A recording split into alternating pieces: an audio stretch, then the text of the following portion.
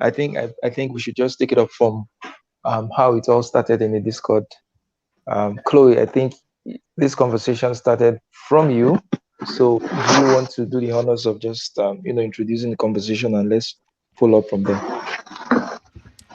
So I'm guessing we're talking about like, is being weird bad? And what does that mean about, being an outlier, or how you should view it, or contextualize it, right?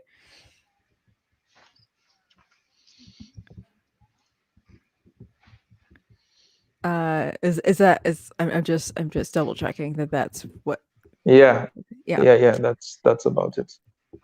Okay, so I guess in the I guess in the Discord, I was kind of sharing about how I kind of accepted probably parts of myself that, like, are weird, right? Because what really helped me was accepting that I was a quote unquote bad person. And I don't even necessarily mean in a moral way, but like, okay, I'm going to be bad at being a person. Because at that time when I was younger, I had this idea of what a normal person was like, how they thought, how they reacted, how they interacted with the world, what they did.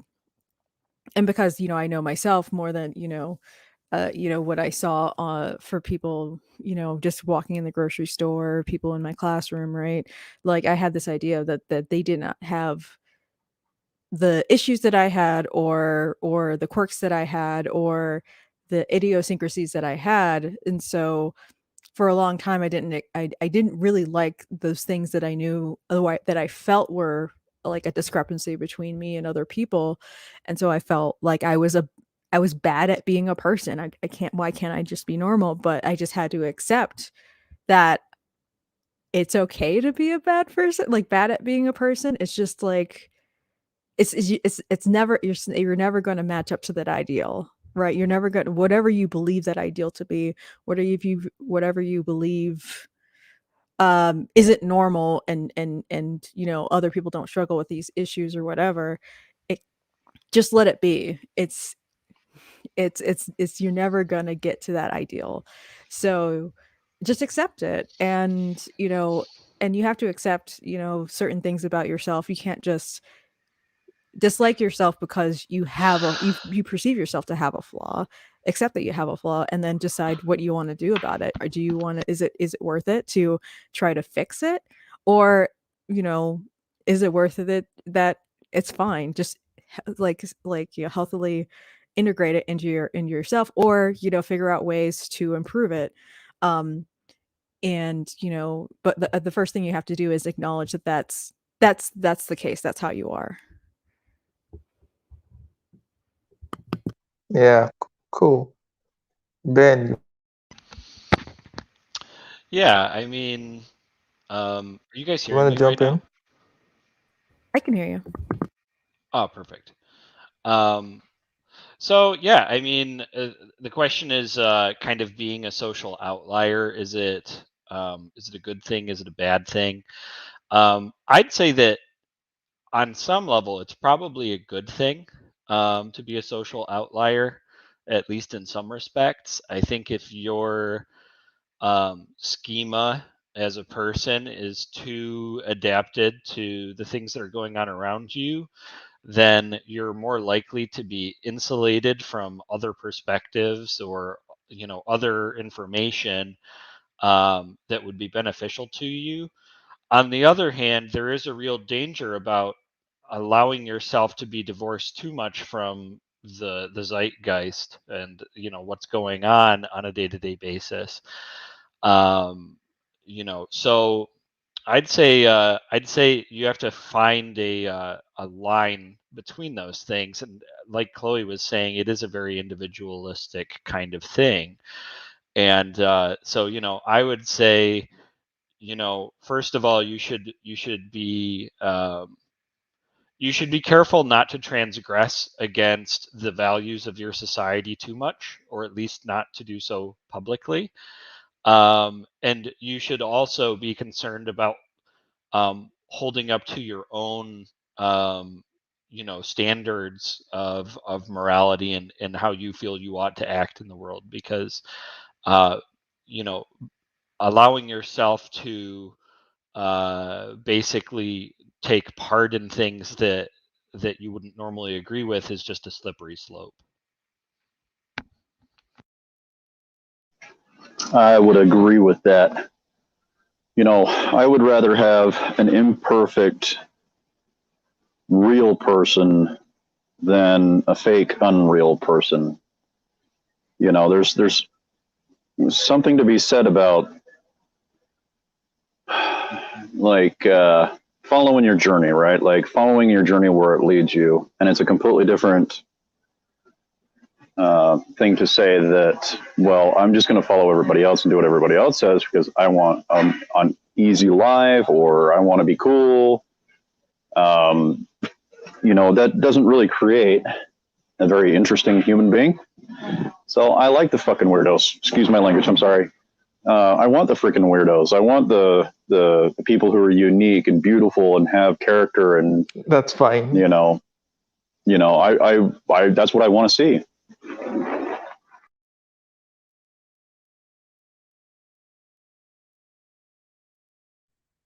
Yeah, I think it speaks to the point that, in fact, a whole lot of development, a whole lot of breakthroughs usually happen where people break from the norm. The people who sort of see things in a different light and they just go off in a certain direction, and before you know it, they're able to establish something that becomes mainstream, and some other people just jump on it, and it's accepted by a wider society. But before that happens, there's usually this sort of social pressure. I wanted to ask, do you guys feel that sort of social pressure in any situation when you find yourself to be the outlier? Do you feel the pressure to want to conform? Do you feel like uncomfortable that you have to, think or act in a certain way that sort of goes against the wider societal norms or behaviors in your particular area? Do you feel that sort of pressure?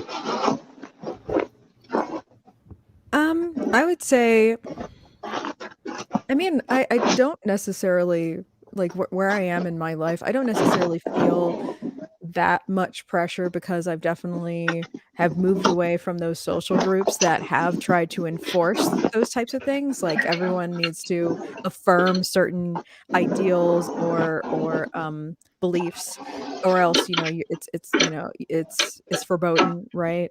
But I've changed so that I actively I do try to befriend the people that, I see that, we're both heterodox, maybe in the kind of the same way. So it's like, kind of like, oh, like a breath of fresh air, right? Like, oh, like you like this too? Okay, great. Like I thought I was alone. And so, um, but I think that it's more of an issue for people who are younger, because they don't actually, because, being older, you actually understand, what typically happens when you kind of break away from the norm.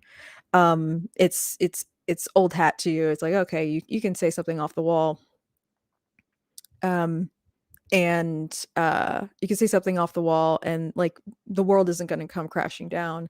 But for younger people today, I think that they haven't had as many of those experiences yet.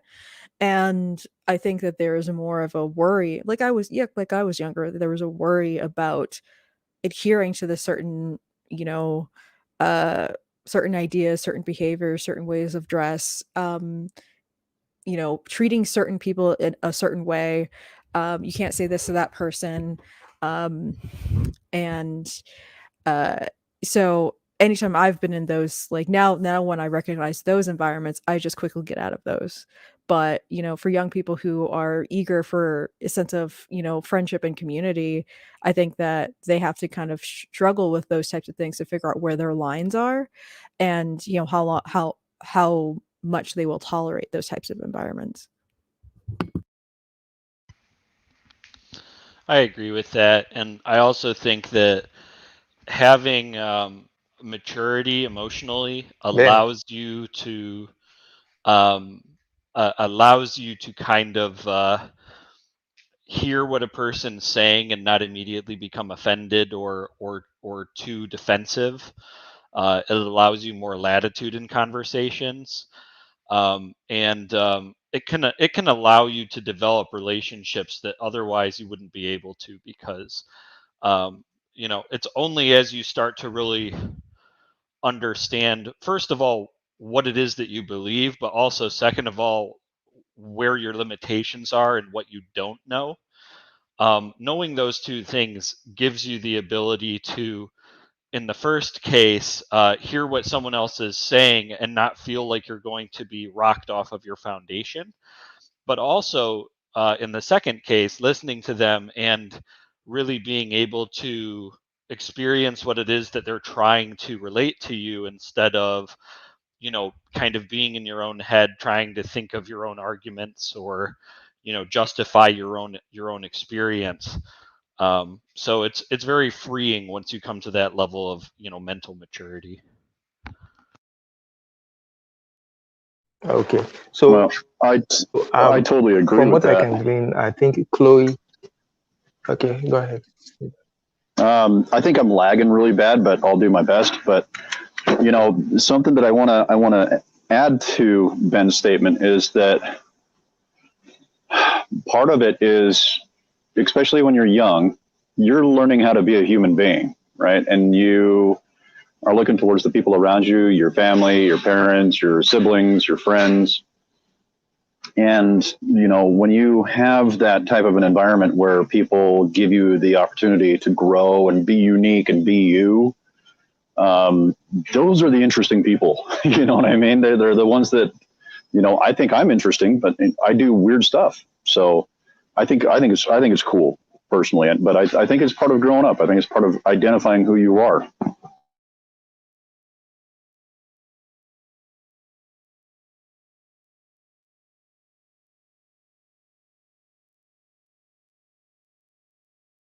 Okay, so I want to make this more specific, and I can point to Chloe and Steve at least in this. Chloe, you're a black woman, you're a black person, and um, from my interactions with you, I would say that you're sort of an outlier socially with maybe with the broader black community as regards to the race conversation and Black Lives Matter and racism and all that stuff. And if I'm correct, Steve, I can also say that you're on the left, but somewhat your positions are to maybe many people on the extreme left. They might see it as, no, this guy is a right winger. Yeah, am I correct in that assertion? Yeah, you definitely are. I've gotten called conservative more times than I can count, and I'm like, nah, you clearly don't know me. Yeah. So in those instances, you guys are clearly social outliers. How have you been able to deal with the communities that you're supposed to belong to that have I mean, in my case, sort of rejected you or pushed you out? Mhm. Yeah, so in my case, it's I don't force myself or try to be a part of communities that people will classify me with, right?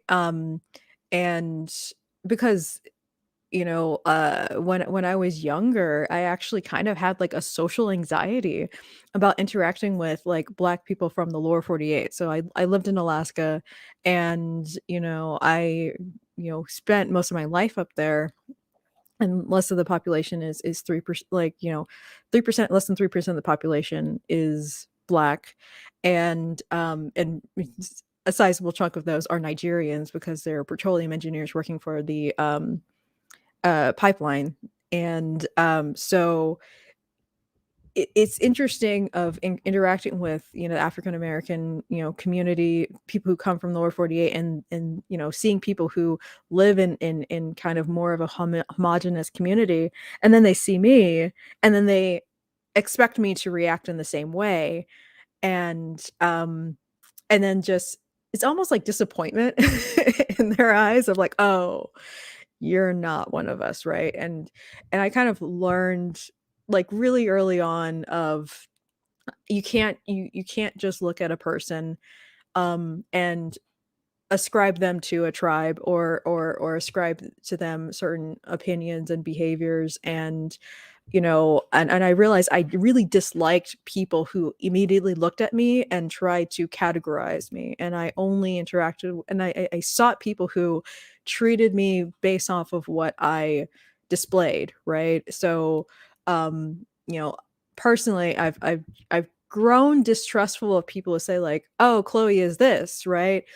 And whether or not that is true, X is true or not, I have to think about my interactions with that person. And if I actually showed them that was true, or if they're just assuming that it's true based off of maybe some other characteristics. And those are things that cause me to approach people maybe with some suspicion, or not in this not like deep suspicion, but I'm like, I don't really think you know me. So I might be inclined to show less of myself to them. But for people who immediately pick up on certain little things that I know are true about me that don't necessarily fit in with like those, maybe a stereotype or maybe just an assumption about my appearance, I choose to make a community with those people, right? Like a person at work, he recognizes, like he tells me about like stuff that he's doing with his son in terms of Rocket Club and all that kind of stuff, because he recognizes that I'm actually interested in that type of stuff and that we know the similar people. And but there's someone else who might automatically assume of like, oh, you like this music, right? And I'm like, I never told you anything about that, and it's kind of wrong. But and so how I've had to deal with that is you have to, it's kind of, it's easy to gauge. And then that's a decision that you make of whether you associate with people or reward people with like, reward people with socializing with certain people based off of, their bad assumptions. And, because you have to realize that if you associate with those types of people who build up a false image of you, whether or not it's positive or negative in their mind, you are facilitating building up like a wall between you and that person, and you're just kind of validating to them that ideal is that their false idea is real. And I don't necessarily agree with like calling someone out, but because a lot of times it's not that serious. But the signal that like, oh, like if someone kind of reflects back to you what they think of you and it's not true, I think the best response is, okay, I'm just going to turn away to the other person and actually have a positive interactions with the person that actually does interact with me in a way that is more cogent with reality. Yeah. Steve. Go ahead. Yeah. I think for me, I've always kind of been an outlier my entire life. I've always been kind of a quiet kid and minded my own business. And I was teased a lot and bullied a lot in, elementary and junior high and high school. And, so I've always been kind of that outlier. And I never, as a matter of fact, I said this in my wedding vows, because my wife and I recited our wedding vows.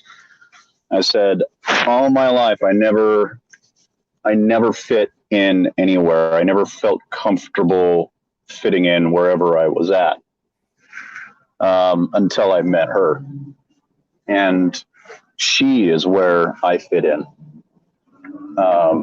And I know that sounds super corny, but it's true. I've always felt like I didn't belong somewhere, and being with her and being able to experience my life with her has been life-changing, because I finally feel like I have a place where I belong.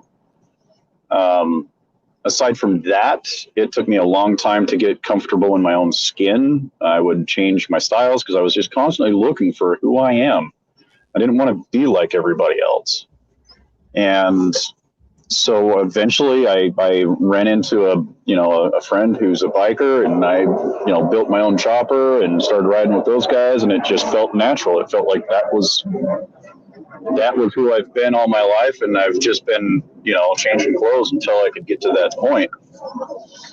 And so I've never really cared much what other people think. It's always been, am I being true to myself in whatever skin I'm in right now? And I think now that I'm in my 40s, and this started, when I was 37, somewhere around there. I was 37 until I felt comfortable in all aspects of my life. Some people are late bloomers, and some people are early bloomers, and apparently, I was a late bloomer. But I think unique personalities take time to cultivate and to culture, and I'd like to think kind of I'm kind of there, but that's to be seen yet. I'm still growing. So Ben, before we get to a popular purpose, Ben, have you ever felt like an outlier in any situation, either in terms of a social setting, race setting, belief setting, political setting? Have you ever felt like an outlier? All of the above. But I would say that it started um, when I was young because I was homeschooled all the way through school. And so my interactions with peers were really limited. And often I would end up in a situation where, like, for example, um, I didn't really know anyone else, and all of these other people knew one another and had histories with one another.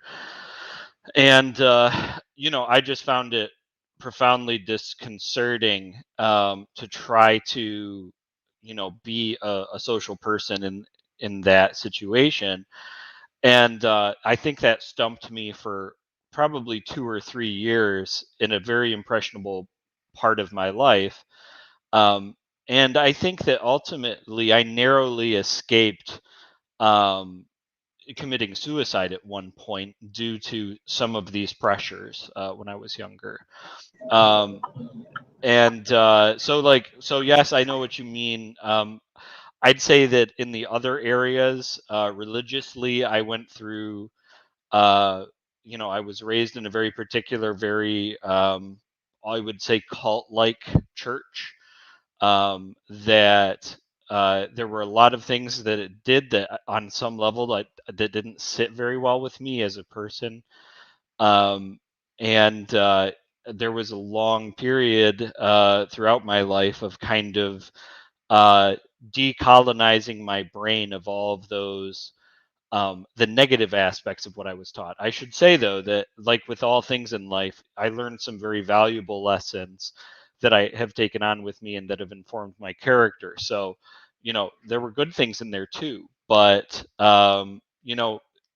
ultimately, when it comes to race, yes, I've had awkward interactions with regards to race. Um, you know, I can't really think of one in particular at the moment, but they have been a fairly consistent part of my life up until more recently. As I've gotten older, I've and have just had more experiences with different people.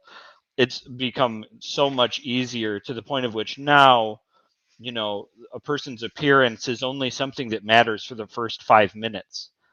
Um, and after you engage in conversation with them and warm to them, it's just you're just two people at that point. And so, but that's a personal thing, and that's just me. Like, that's something that you cultivate in the way that you view the world, and not something that is like necessarily attainable on a like as a collective or anything. That's an individual thing. So anyway, I do the that's what I same would say. thing. I do the same Yeah. thing, dude. Yeah.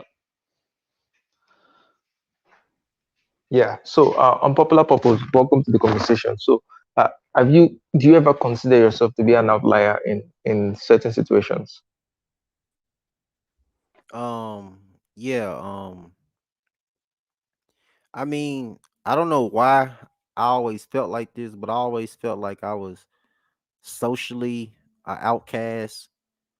Like, even till this day, especially when I was growing up. I mean, Like, I used to get like it's crazy. Like I used to get in trouble a lot at school, and like the disciplinary people that were in charge, they would label me a class clown just because I would be laughing at what other kids did. Like it was almost crazy. Like a lot of my time in school, I would be getting in trouble for things that other people were doing cuz I was like a very quiet person.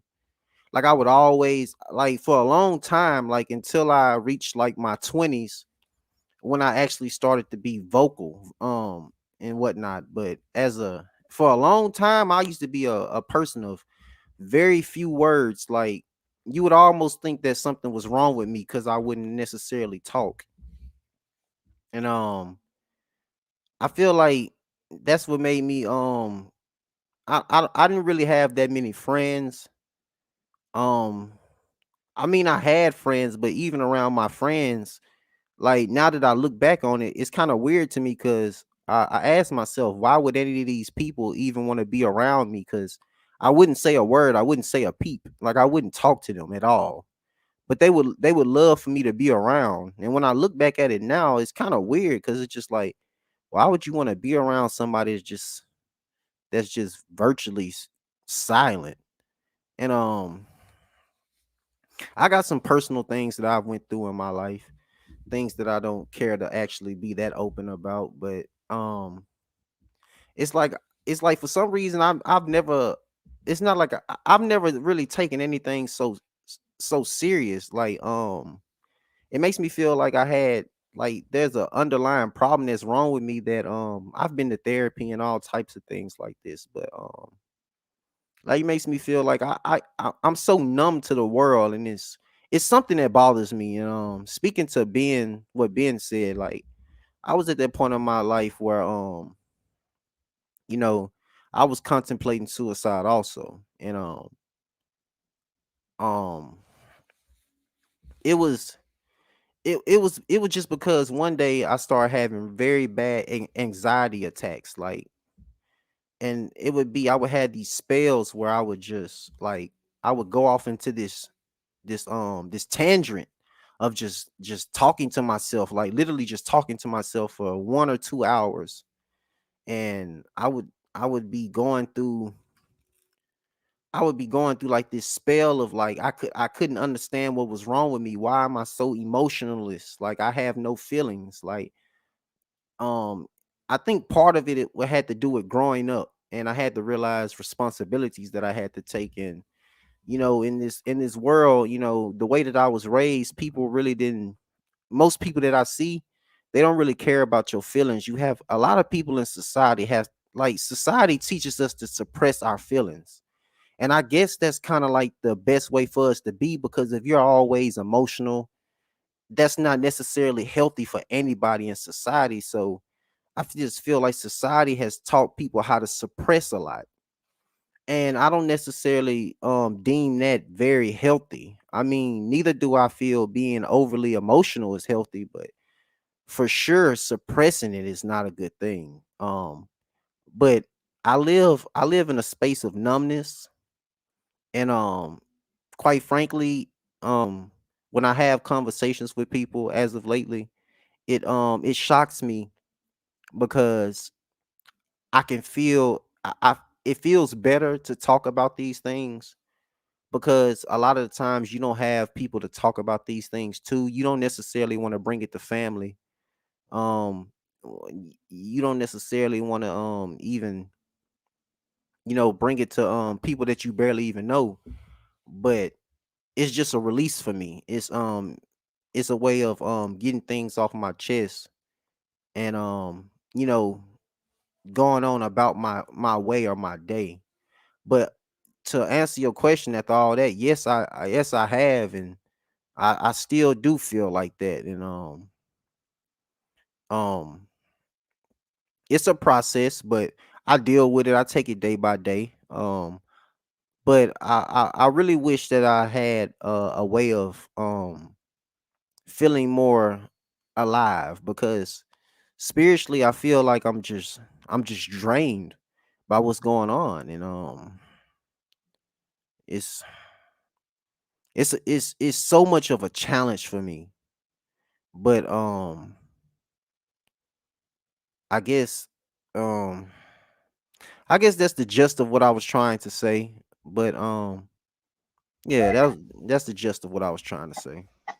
You know, I really like talking to Unpopular. Like he's got a fucking brain on him. Gosh, man, I'm sorry I keep cussing. He's really got a great brain on him. Like he thinks about some really deep stuff, like stuff that I'm not even thinking of, you know. And you know, it's remarkable that when we hear stories about people being in a place where they want to, you know, commit suicide, and then you meet them years later, like, you know, like Ben and, you know, Unpopular and Chloe and Charles, and you're like, holy cow, these people are freaking amazing. And I'm glad that they're here. So I just wanted to say that I'm glad everybody's here. And I'm glad that I got to meet you guys. I'm glad to be able to be a part of this stuff. I have to, you know, empathize with the whole thing of feeling numb, because that was actually a characteristic about myself that I felt was made me a bad person, like bad at being a person, because the issue and you know, an issue that I did have was that I was completely unaware as to what my facial expressions look like to other people. And then also, most of the time, I actually did feel nothing, or it felt like I felt nothing. Right. And I guess the technical term is called alexithymia, where people are unable to a person is not able to understand their own emotional state. Right. They actually do have an emotional state, but there is a disconnect with actually understanding what it is. Like, so someone can actually be angry, but not actually recognize that they're angry, or be sad, but not recognize that they're sad. Or I don't know, but like, but that's kind of how it happened with me, and my frustration. And one thing that made me feel like, you know, a huge outlier was that, you know, a lot of people would come up to me and say, "Are you okay?" And I'm like, I was genuinely confused as to why people are constantly asking me that, because it's like I felt nothing, and you know, nothing was happening, but like people were acting concerned. And it took me a really long time to understand what was happening. Is that I had a facial expression on my face that I didn't recognize was on my face, that didn't even reflect what I was probably feeling. Like, so, you know, like in class, you know, when I was completely understanding the lesson, apparently I had a confused look on my face, or something, stuff like that, right? Something that's completely the opposite of what I mean, what I was thinking. And so, yeah, I think that, you know, it does take time, and I think that there's probably a more sizable population, or maybe they go through periods of this, of where they actually have to understand themselves as what's going on internally. You know, it's like, know thyself. It's not, you know, just because you live with yourself 24/7 doesn't mean that you understand everything about yourself or all of your reactions. And so, just like, you know, you want to get to know a friend, or you want to get to know like other relationships in your life, you have to get to know yourself, and, you know, and understand certain aspects about yourself in order to figure out the best way to orient yourself to move forward. And so, you know, I internalized that there are certain aspects of myself that are just maybe fundamentally different. I don't know, right? But you know, you accept that, and I just got used to it. So I've always just I've gotten used to being the odd person out. So and it's just like old hat, right? It's like water is wet. I'm probably the odd person out. The sky is blue. Let's move on with my life, right? So it sounds like you have like what I've got, which is inappropriate affect, where like I'll be walking around, I'll look like I'm pissed off, and my wife will be like, "Is everything okay?" I'm like, "Yeah, I'm fine. I'm actually quite happy at the moment." And she's like, "Well, you don't look like it," you know. And part of that is not like some people with inappropriate affect have no idea what is going on emotionally and physically. The two were completely incongruent with each other. And I have the one where I'm mostly aware of the look on my face, and how I'm manifesting myself to others. But for the most part, there's still a disconnect. Like I was talking to my therapist, and it was like sometimes it's like I know that this is what it looks like to be upset in this scenario, so I will behave as such, even though I'm not actually feeling anything. All right, it's a survival mechanism, because if people clue in that you aren't actually feeling anything, they're going to be like, "What's wrong with this guy?" You know, and so it breeds this weird kind of internal dialogue where you're constantly wondering, "What's wrong with me?" But there's nothing wrong with you. You just react differently to different things. Mm-hmm. Yeah, and like I've literally had to practice facial expressions in the mirror, and Dude, yes. it's like, okay, and then you kind of get the stuff down, and like what I said, like if you have like a certain thing about you that is weird, you either accept it or like figure out what little thing you can do in order to maybe just kind of smooth that out. And so it's just you just have to accept your own reality, because you have to accept yourself. And I even know, so like this is one story of my friend. And so like we're very similar. And so like so what happened was, and she's pretty cool and about relationships and all that kind of stuff. And so her husband asked her, if I had cheated on you, would you want me to tell you? Right? And her honest reaction, her true reaction is no. If you did it, but you it's never going to happen again. It happened so long ago, it doesn't matter anymore.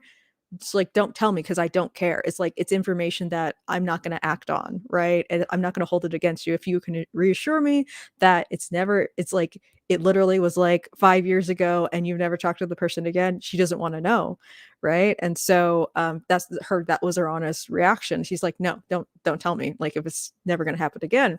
But because he felt so guilty, he told her that there was a brief period of time when they were dating and they briefly broke up and he slept with another woman, right? It's like something that's not even like didn't happen when they were married. Right, who And cares? and yeah, and so the thing that pissed her off was that other people found out, so they expected her to be angry. And so she was mad that people wanted her to be mad at her husband. And like having and like having like these feel like people projecting that you must be feeling these certain things onto you, and you have to deal with people's expectations of feelings that you don't have, is ends up being a burden in itself. And so like there have been times where people have expected me to be upset, and I'm like, I really don't like the fact that you think I'm upset, and Right. that's annoying me that you believe I am upset. And Hey, Dude, Chloe, I wanna really think you have the same thing that I do, because I behave exactly the same thing, the same way. I have people like wondering, why aren't you angry? Or, me and my wife were driving my old 75 Jeep, and it lit on fire. And we got out. I'm just watching it. My wife at the time, my current wife, I should say, is like freaking out. She's crying, and I'm just sitting there being like, "This is pretty cool. Like, that's really interesting to actually watch this thing burn up. I wish the fire department would get here so I can salvage some of it." But I felt nothing other than fascination by that, and that happens all the time, yeah, like all the time. yeah, I have a story. So, my friend, she was an Indian grad student. We were, we basically lived in the same lab together. We were there all the time, and so she wanted, I gave her permission to, like, when we were going to, like, to get coffee or to the store, to practice. She had a learner's permit, so to practice driving her car while driving my car, right? And so what happened was, I think it was, around like, winter break or something like that, because there's no one else in the parking lot. And, heading like right back to the engineering building, just literally the door was just like 10 feet away. And so she drove fine. And then as she was parking the car, she instead hit the accelerator and crashed my car. And then I was like, okay. And then we went in, and then she got on a video call with her sister because it was her sister's birthday. And then she was talking in Telugu about what happened. And then she had she motioned me to come next to her, and her sister was like, I would have never known that my sister just crashed your car. You look fine. Dude, we are so alike that it makes me happy. So yeah, there are things that like, yeah, people expect it, like, to like things to disturb me, and it's just that it happened. What's the point of feeling emotions about something that you can't change? I don't know.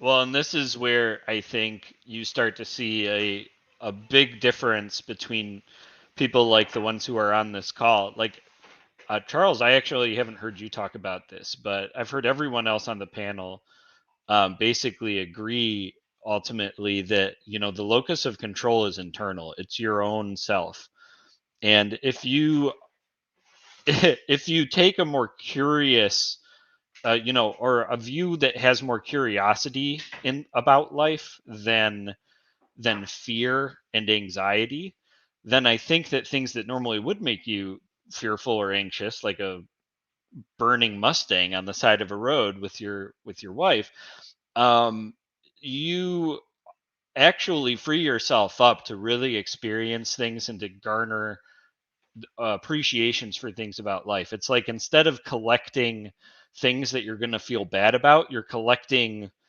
you're looking at bad situations and collecting some sort of positive emotion from it, even if it's just to be like, wow, I am literally on a movie set right now and this car is burning up.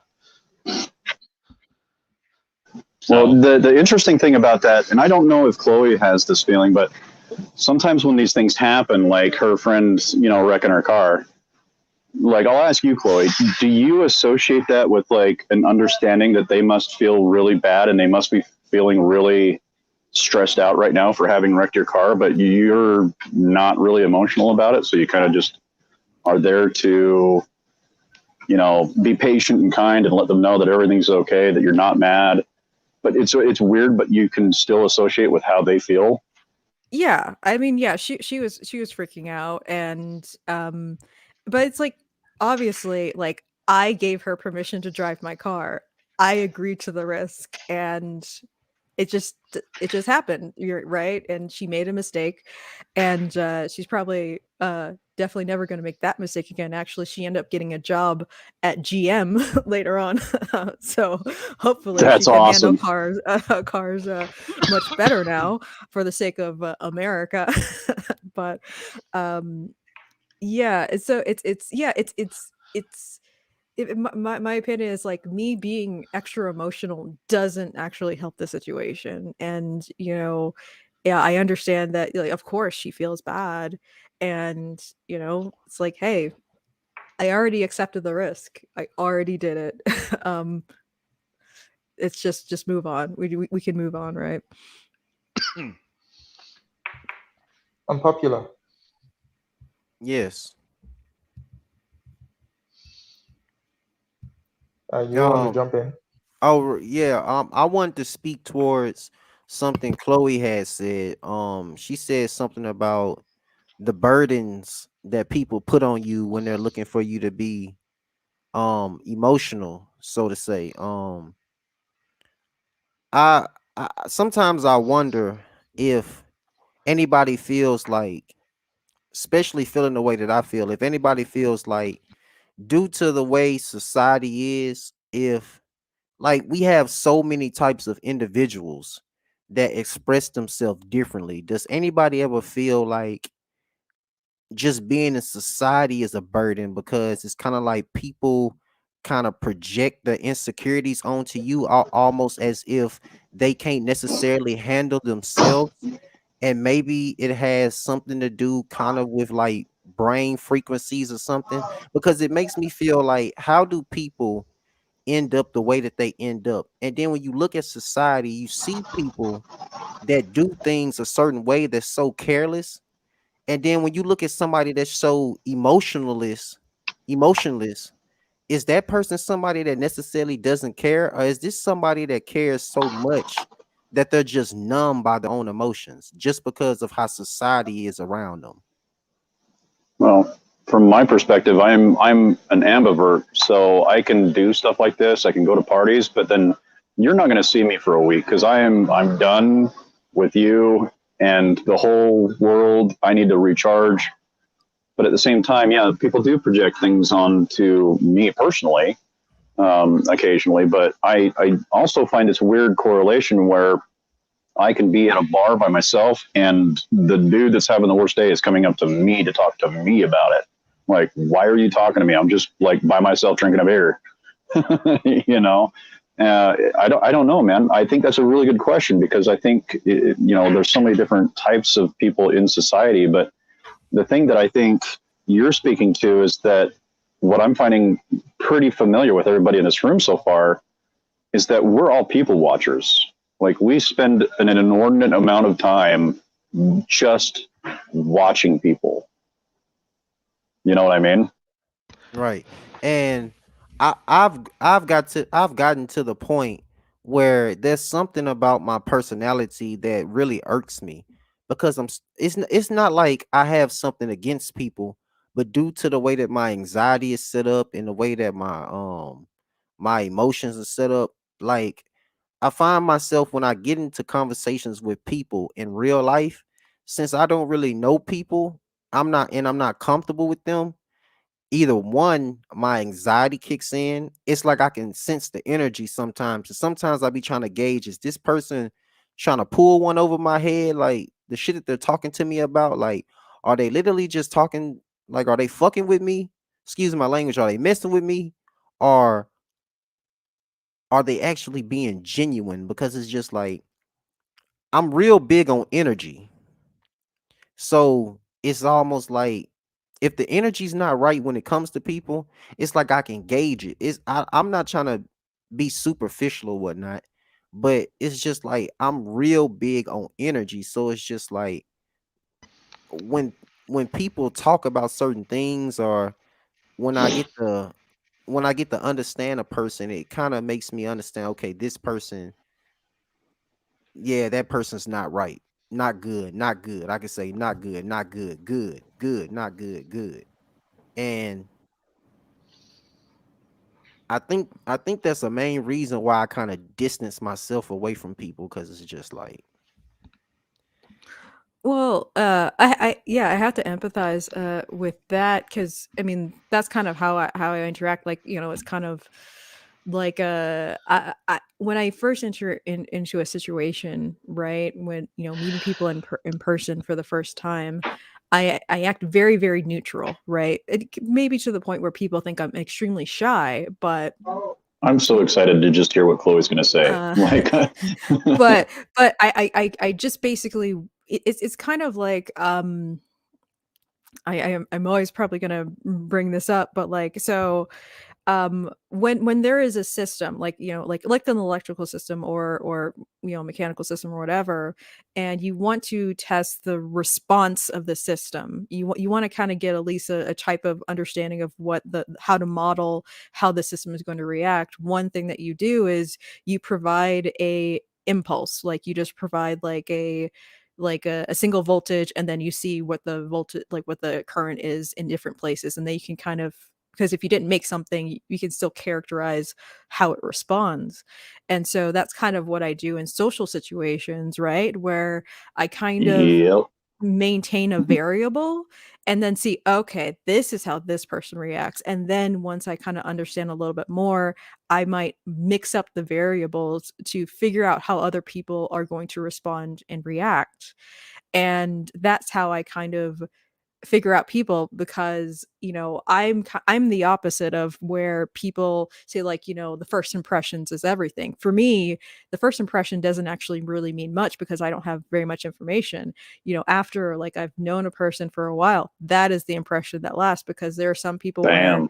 I had, oh, this person kind of seems fine, but later on I'm like, I'm done with this person. this person is like, I now I have enough information. I am, I have the information I need to make my decision, and I'm going to move on. Because there have been some people who have made incredible, great first impressions to me, but you still have to, look at the variables, look at how they respond, look at, if they lie about a little thing, but like try to figure out for what purpose, what, you know, because people, and that's also part of what, what it means if I'm kind of acting very neutrally, but then people are, perceiving me in a certain way that I haven't expressed myself, that tells me more about them than about myself, right? Like how they perceive me when I give a very kind of neutral affect initially tells me information about them.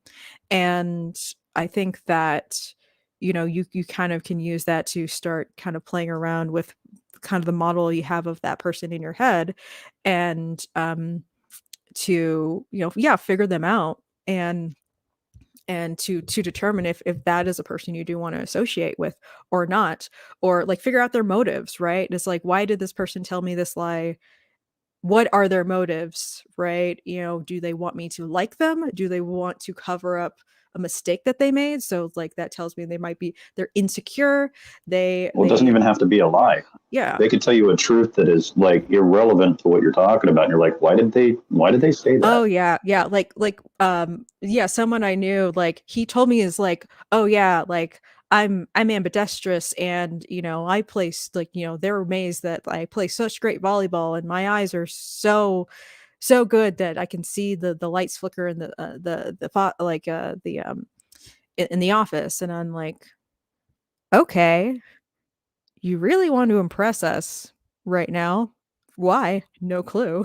I don't care about your volleyball, but it was just, yeah, stuff like that. It's like, okay, I know a little bit more about you. I kind of don't want to know you anymore. Let's move on. Yes, all of that.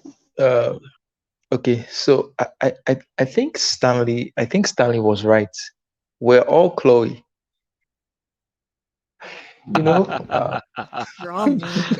uh, You're all I fixing think stuff on that- your imagination. Oh no. no, I think we no. are See, all Chloe for sure. we are all Chloe. We're all Chloe. The more I listen to this conversation with all of you, the more I come to the conclusion that it's not an accident that we've actually found each other, Oh because hell I no! Yeah, this is how people gravitate who are like us. Like we find the groups like this. Yep. Sorry, I didn't mean to interrupt. I'm sorry, Charles. no, that's good. So the truth is, I can relate with a lot of what each and every person has said here, especially with Steve and Chloe. I can relate a lot with what they've said, and it just goes to show that at times, okay, when I look at this our community, which I would term the critical African thinkers community, I would say that we are the liberal or the leftist utopia in terms of representations of diversity, if you want to put it in that sort. For example, we have Christians, we have Muslims, we have atheists, we have straight people, we have gay people, we have bisexual people, we have all manner of people, all categories of people in this our little group. Yet it wasn't by design. We didn't try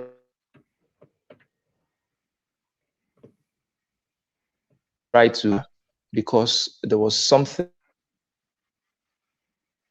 and those other features were just secondary or tertiary, or they were not even part of the mix, because we all got to know each other before we got to know those things about ourselves. So I would say that yes, that it's not an accident that we've actually come together, similar thoughts, the similar behaviors, and and all that. Yeah, I can totally relate to the fact that where you have this look on your face and someone walks up to you and say, are you okay? Are you all right?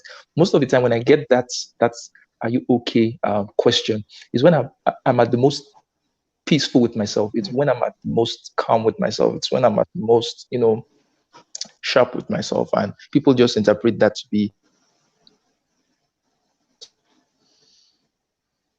some look on your face. So I can definitely relate to that.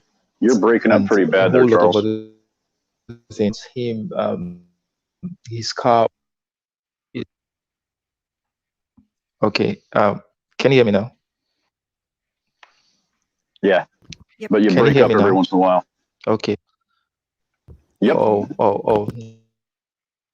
Network is terrible. Network is terrible. So I can also personally relate with because I think I've been in certain situations like that where I am surprised at my level of calm and equanimity at that point. I mean, there's a part of me that is looking at me, looking at the situation and asking me why are you not freaking out? Why are you not having a nervous breakdown with this kind of thing happening? So I can relate to that. Then also with Chloe's statement about you know having a neutral. When I get into a new environment, there's this neutral me, so I'm trying to gauge everyone around, and I sort of send off, how will I call it? It's more like a ping to these people and see how they react, and from their reaction, I'm able to gauge how I interact with them. From the feelers I get from them, I'm able to. So for Heck some yeah, dude. people, you can see that. Oh, for some people you can see that I'm very open. I'm like a clown around them. I can be talkative around them. I can be very playful around them because I've gauged their energy and I've seen that I can relate with them on that level. So some other persons it might be much more formal. So that is the way I interact. So I think that we're all Chloe. That's what I'll say. you We're all I know, want to I'm also. curious. Sorry, Sorry, go go ahead, ahead. Ben. Well, I was just curious how many of us have jobs where it's not required that we be around people all day. Like I'm a mechanic, I'm under a hood all day by myself listening to books. Like I don't know what Charles does, but he dresses really well. And Chloe is a writer, I think, or something like that. I do write software, but I'm just wondering how it's many of us that are feeling the same way choose Well, careers that are identical to, in the sense that we have jobs where we're kind of out of the public a little bit. yeah, well, I can tell you that for whatever reason, I fall outside of what the basket would be because I am a veteran product support person. I've been in product support now for like 8 years. It was what I did right out of school. So for me, I'm definitely a person who had a lot of, um, you know, interaction and have been accustomed to a lot of interaction on a regular basis. But I will say too that, there are definitely aspects of, for me, getting away and recharging is actually doing what we're doing right now in a way, even though it's still, very engaging. I guess I must just be a hyper extrovert. I do have times when I want to be by myself, um, but those are few and far between. I feel very recharged when I'm engaging with people on things that I care about and on things that are important to me. I And I agree. just gotta say, it's a huge dopamine rush, and this is the kind of the double-edged sword of this kind of situation. There's a huge dopamine rush when you hear someone explain something almost word for word with how you would. Like there is a immediate just gratification in that, and it can be dangerous because you can allow yourself to lose perspective, but it's also a huge boon as well. So I wanted to mention one other thing, Charles, though, that you were talking about in reference to kind of that ability to enter situations and feel very secure, even if the situation is fraught with danger. And one thing that I just want to mention about that is, I grew up on stories of like, um, missionaries, especially because I grew up in a Christian household, and missionary work was something that was talked about a lot. And there are a lot of people who were missionaries who had those kinds of experiences. And I think part of that for them was their belief in God and their belief that no matter what happened to them, that like, the promise of heaven was the thing that kind of allowed them to do that. I am not a person who carries that particular belief anymore. But I will say that the same thing is true for me because Script Queen and I talked about this yesterday. There's a saying that I go by, which is, if nothing we do matters, then all that matters is what we do. And that is kind of a cornerstone of the way that I view life and the way that I view interactions, is that, I need to be the one to answer to myself if I do something that doesn't sit well with me. So I can relate to that because one of my favorite sayings is, "I don't set the example, I am the example," which is like saying, I don't go out there telling people how to behave. I'm going to show you through my actions what I expect to have in my interactions with people. So if I'm going to be super respectful, I'm going to expect that back. If I'm letting you finish talking and I'm being super respectful, I'm listening to you, I'm repeating what you're saying, I expect the same thing back. And when I don't get that, I get really super frustrated. Like I had to apologize to Anon because I kind of got on him yesterday, and I shouldn't have. It's just the way that he talks. He talks really fast. He's very knowledgeable. He's got a really great memory. Yeah. And it was a long day, and it was my fault, and he didn't deserve that. He's a really great guy, and he's here just like the rest of us trying to learn. So, I totally get that. I totally get what you're talking about. Yeah. Yeah. So, to the point that Steve made about wondering how many of us have jobs that require us not to interact so much with people. I think that would be sort of what many of us would tilt towards. Although I would say for myself that okay, I work in the pharma industry. I'm a pharmacist, so I work in the pharma industry, sort of in marketing and all that. So I do get to interact with people, and what I find myself doing is that I can actually put on that. I can actually put on, for the sake of doing my job, I can put on that the would I call it the front, or I can put Mask. on the persona of being the people person. You get to get the job done. So I can actually go out of myself and do all that. You understand?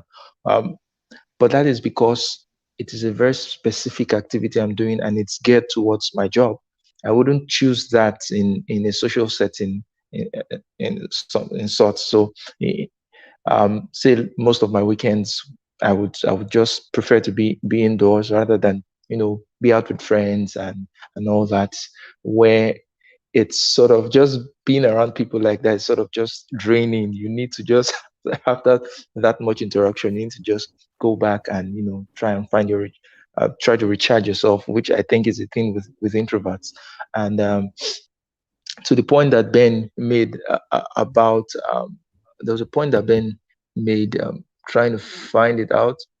At that point skipped me, but I'll get back to it when it occurs to me. Missionaries and their general sense of feeling like God was there, and so they didn't have to. Well, yeah, I'm a Christian, but I don't think that was the root of my, I don't think that's the root of my sort of security or safety in that sense. I don't know. It's just a weird thing where I know I'm supposed to be freaking out at this particular point in time, but it's not just coming on. It's not just coming on. So there was another point you made that I was going to link up with this, but it skipped me. So when it comes to me again, I'm going to make that point. But you know, it's great meeting people who think like you, who you know, it's great. And in another way, which I would say I'm a social outlier, I would say, okay, I wrote a post once on Facebook and said, I'm not a guy's, I'm not a, sorry, I'm not a guy's guy in the sense that, what are some of the traditional things that guys like around? Football, sports. Yeah, I'd rather be whipped than sit down and, you know, watching football. Um, what else? Video games. Nah, not my thing. So when you get to interact with other males and they're talking about such things, and you just find that those things don't interest you as much as, and at times I begin to ask myself, is this normal? Is it normal that I every guy around me likes? Is it normal, or is it abnormal in their part that they find this thing to be that interesting? So what interests me is what I'm doing right now, and what interests me is, like Ben said, getting to recharge from this is my social interaction. This is my social recharge. This is doing this is the way I can recharge from a social interaction rather than, you know, being with people just together in say in the real world and talking and all that. That's draining. So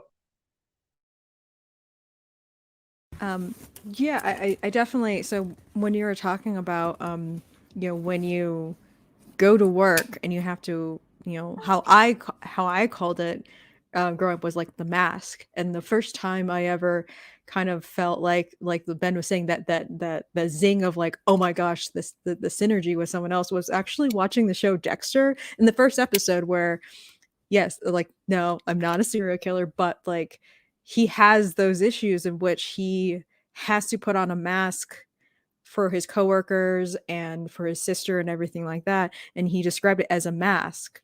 And that, you know, he felt like he had to do this in order to just, you know, get along, right? And so, you know, that I did really resonate with that, and you know that is something that you kind of have to get used to doing.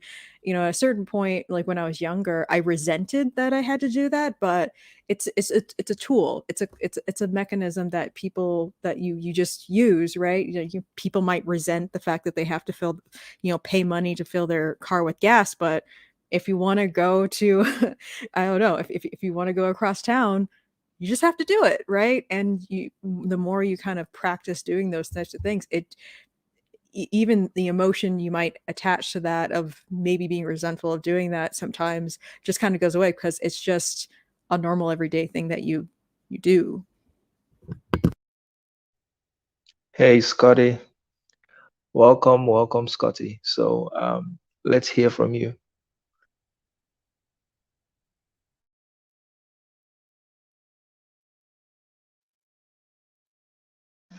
If he's not back, I've got something that I wanted to add All right, go ahead. along what Chloe was saying was when you have social interactions with people, you're having conversations, you approach it from a very almost scientific perspective where you are having a conversation much like this, and you actively choose specific words, wordings, definitions that how they react to those things tells you a lot about what you want to know about that person.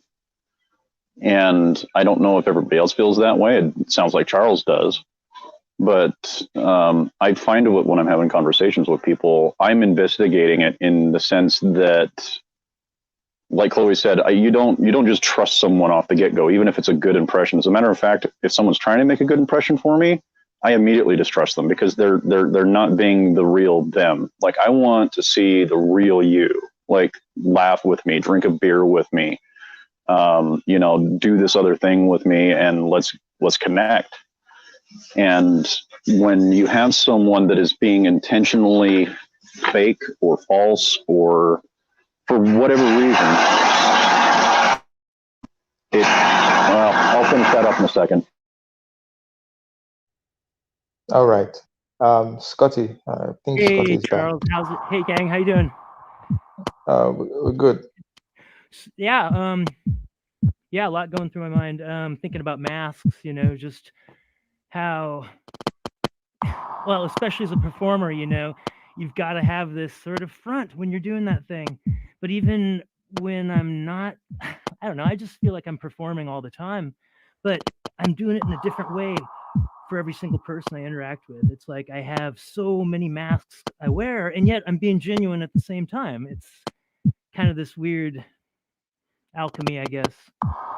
And as far as the extrovert thing goes, I was like the most hyper extroverted person all the way well into my 40s, you know, and then I got to tell you, man, there's nothing I would rather do than just stay home and work in the studio all day.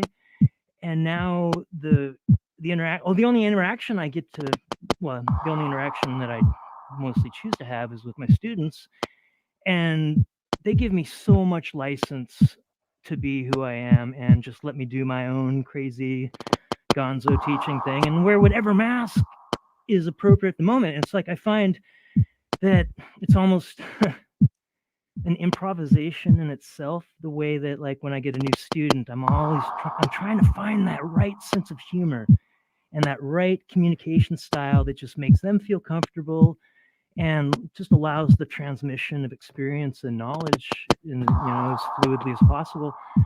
And I don't know, so I guess it's always, my life is in a flux nonstop as to who I think I am, who I'm presenting myself as, and, you know, but at the same time, I'm just being me at this point. And, you know, it's funny because I always, you know, as a songwriter, one thing that always got in my way was trying to wear other people's masks, trying to feel like, oh, I should be like this style or be saying this thing, you know, as the, you know, whatever my artiste voice is. I was basing it on all of the other people.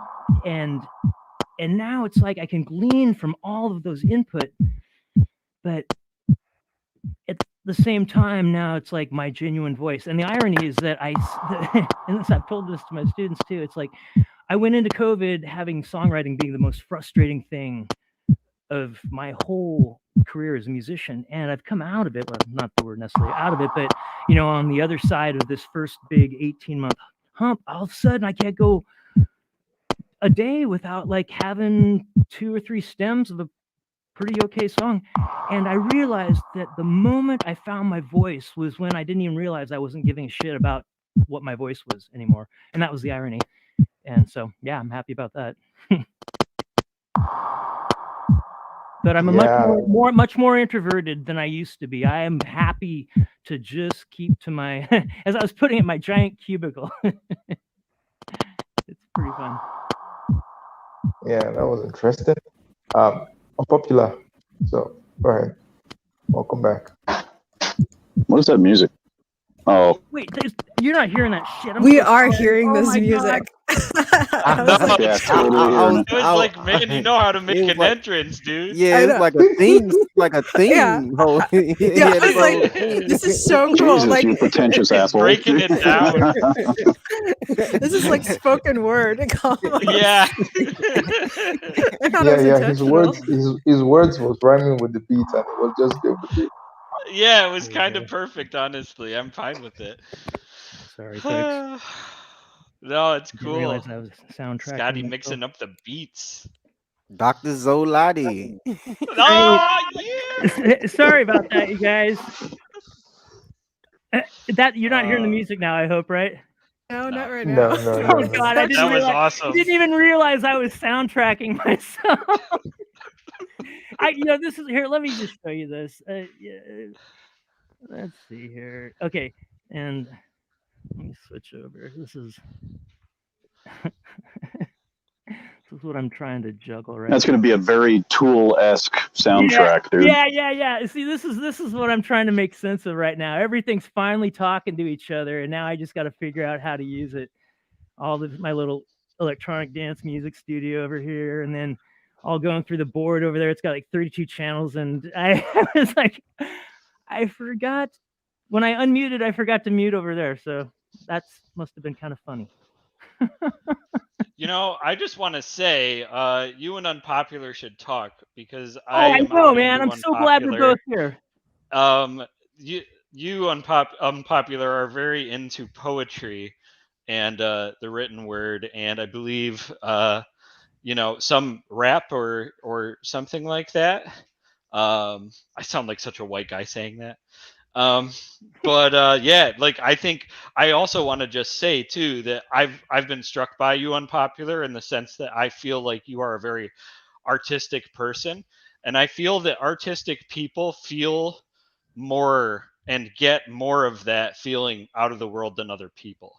Like I think it's just part of that ability to be a sponge and soak up things and then reinterpret them through art. Yeah. And so I can understand all the things that you say really resonate with me, and it makes me feel like you probably are a fairly artistic person. I appreciate that. Yeah, Yeah, I got yeah, that too. yeah. I was actually doing some writing today, and I've been in a very creative space. So yeah, that's one of my releases though, man. I tell you, I've been doing it for quite some time now. My best friend, he put me on to the whole thing of how to write. You know, like when you writing raps, there's a way that you write them in bars. And I never knew how to compose really. But over the years, one thing is it speaks to what Scotty was just saying. Like it's to the point now where I don't even care about counting my bars anymore. Like I just write because it's so real to me. I'm just trying to get what I'm trying to say off my conscious. So it's just like um I, that's one of music is one of the most beautifulest things to me, man. Like I've really been trying to get off into other music and stuff. You know, because I stay in my lane, but um, I try to listen to all types of music and stuff, but culturally, I just stick to the stuff that I was raised up on and stuff like that. But my uncle, when he passed away, he left me a lot of cool records, and I remember one day I was just going through those joints, and man, I came across some Phyllis Hyman. I don't know if y'all know who that is. Came across some Phyllis Hyman. Man, I came across I think she's Superfly. jazz, isn't she? I think back then that was more of like a like disco. Not like it was like the 60s. So it was like this infusion of like it was like this disco sound. Like it's hard to explain, but it's crazy that I'm mentioning her too. Like her voice would take you away, and she actually committed suicide. Oh man. Like she was somebody that used to always sing about being in love, and when you reach like this level of stardom and like being like being like a celebrity and whatnot, you have to imagine what kind of life what life is like for a woman, what life is like being rich and famous. You know what I'm saying? Like you trying to find somebody and then being somebody that's so poetically inclined, and you're trying to find somebody that can match your aura. You know what I'm saying? That could be very lonely. Like you trying to find somebody that can match you, and I feel like that's a lot of the times what I go through. You trying to find somebody that can match your aura, even when it comes to friends, just people. And I'm not gonna say that I just don't like people. I interact with people a lot. Like I put that mask on a lot. Like I laugh with people. I do all that stuff. But when I get back home to myself, it's lonely. You know what I'm saying? And I'm locked in my studio. And it's just me and my words. So Yeah, but but that's good company, man. It's like there was some quote about like anybody somebody said something like, "Who if you're finding yourself, I gotta look it up. Something like if you're bored when you're alone, or if you're something like that, then you got to find better company or something." And that's a little bit of a cynical way of putting it, but man, I have more interest in kind of all these voices talking to themselves inside of me and making the art than like, 80% of the people I'm going to run into these days. I mean, I love people, don't get me wrong, but I'm very, very cynical about people right now. And it's a battle inside me, because I am naturally inclined to like just, embrace people. Like my first, all the way up into middle age, my whole thing was about being popular, and not just being popular, but like connecting, increasing my circles and like influencing each other. And now it's like, when I have to go out and get groceries, and I'm kind of like putting my hair up and stuff, and it's like, and because I don't, there's people I want to run into, but then there's people that I run into, and I know that like 3 sentences in, they're going to be saying something that they saw on Facebook, or just some dumb bullshit that I know is completely dumb bullshit. And yet I don't have the time. I don't have the time or the energy to say anything. So it's like, and then it's frustrating to clamp your mouth shut, so, which is why I love this group, because you don't really have to clamp your mouth shut here. Thank you, everybody. It's like, everybody here's so generous, even as we're coming from so many different places in the world and on the spectrum and occupationally. It's really refreshing to have a place where you can just actually be you. I don't have to think about wearing the masks as much, put it that way, even though you're gonna always be wearing some sort of mask. Right. I agree with this so much. Like, everything you said, I would just give a huge thumbs up on if this were social media. Thank God it's not. Dopamine. Yeah, but that's the thing though, is that it also helps me to understand, hey, you know what? Because I often get the same, kind of questions that Steve was talking about. Like, am I doing this right? Like, am I just kind of, I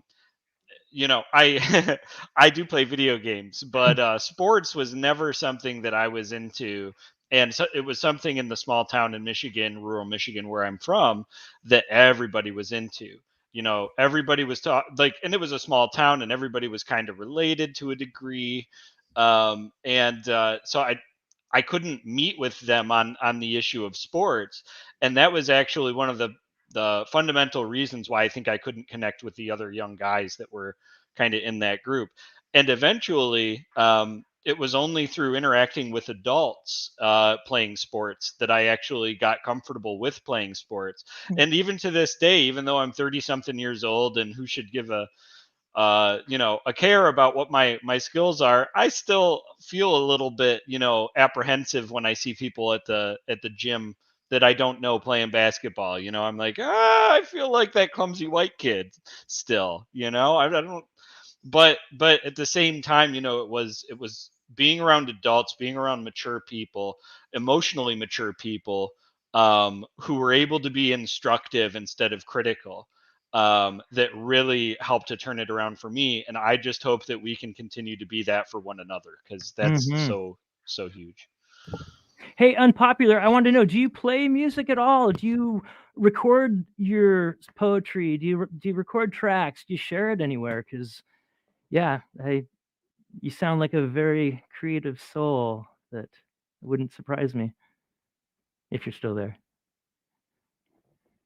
I think you might have bounced out for a second. You went to the bathroom just like I did. Yeah. The funny thing about that. Oh, sorry. Go ahead. Okay. So okay, no, Steve, go ahead, because I want to respond to what Unpopular said. So maybe when he gets Well, back. I was just going to say that I agree with what everybody has said during this whole thing, because I think it's great, because this is like really the first time I've been able to resonate with like every speaker in the room. A lot of things I've done are really difficult when I'm in rooms with people I don't know, I haven't built relationships with, I don't know anything about them. And, coming into this kind of an environment and hearing you guys say the same exact things that I feel on a regular basis is massively, I don't know how to put it, but it's life affirming for me. right? Because I've always loved music. I've always been into music. I've written poetry. I've actually had a couple of my poems published, and so my favorite music is classical, really. Because I played violin for 5 years, Nice. and so I love all the old classicals. Like Bach and Albinino and Dvorak and Vivaldi and just all of those classical composers. But I also listen to rap. I listen to R&B. I listen to pop. I listen to a whole bunch of things. But I find that more often than not, the music that I'm listening to reflects my attitude at that moment. So if I'm listening to classical, I'm generally very calm. I'm inquisitive. I'm insightful. I'm trying to be what you would call, I guess, intelligent about something that I'm thinking about. But I'm not creative in the way. Plus, I'm also an artist, so I do like pencil and oil portraits.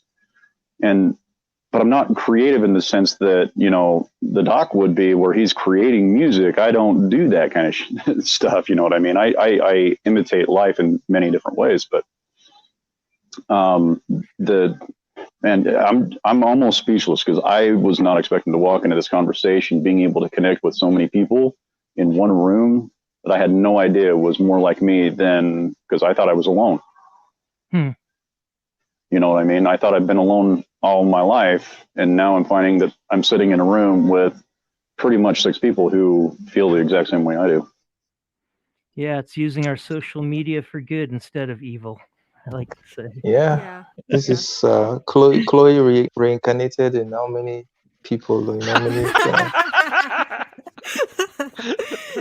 Yeah, when you're talking about the music, like, so what I've been doing lately at work is there's like this YouTube channel called My Sig Mind, and what it does is like, it's like a play, like they're like an hour and a half long playlists, and they're titled like a playlist for a 19th century egotistical ruler attending the ball, or a playlist I listen to for the same stuff. yeah, like if you're a bad guy plotting in like the Renaissance yeah, or whatever. yeah, like a playlist for a 19th century villain admiring his chaos, and it's like you Lots listen of to it. harpsichord. Yeah, and it's like, it's true, and you kind of have like a soundtrack of your life, like to describe like what's going on in your mind.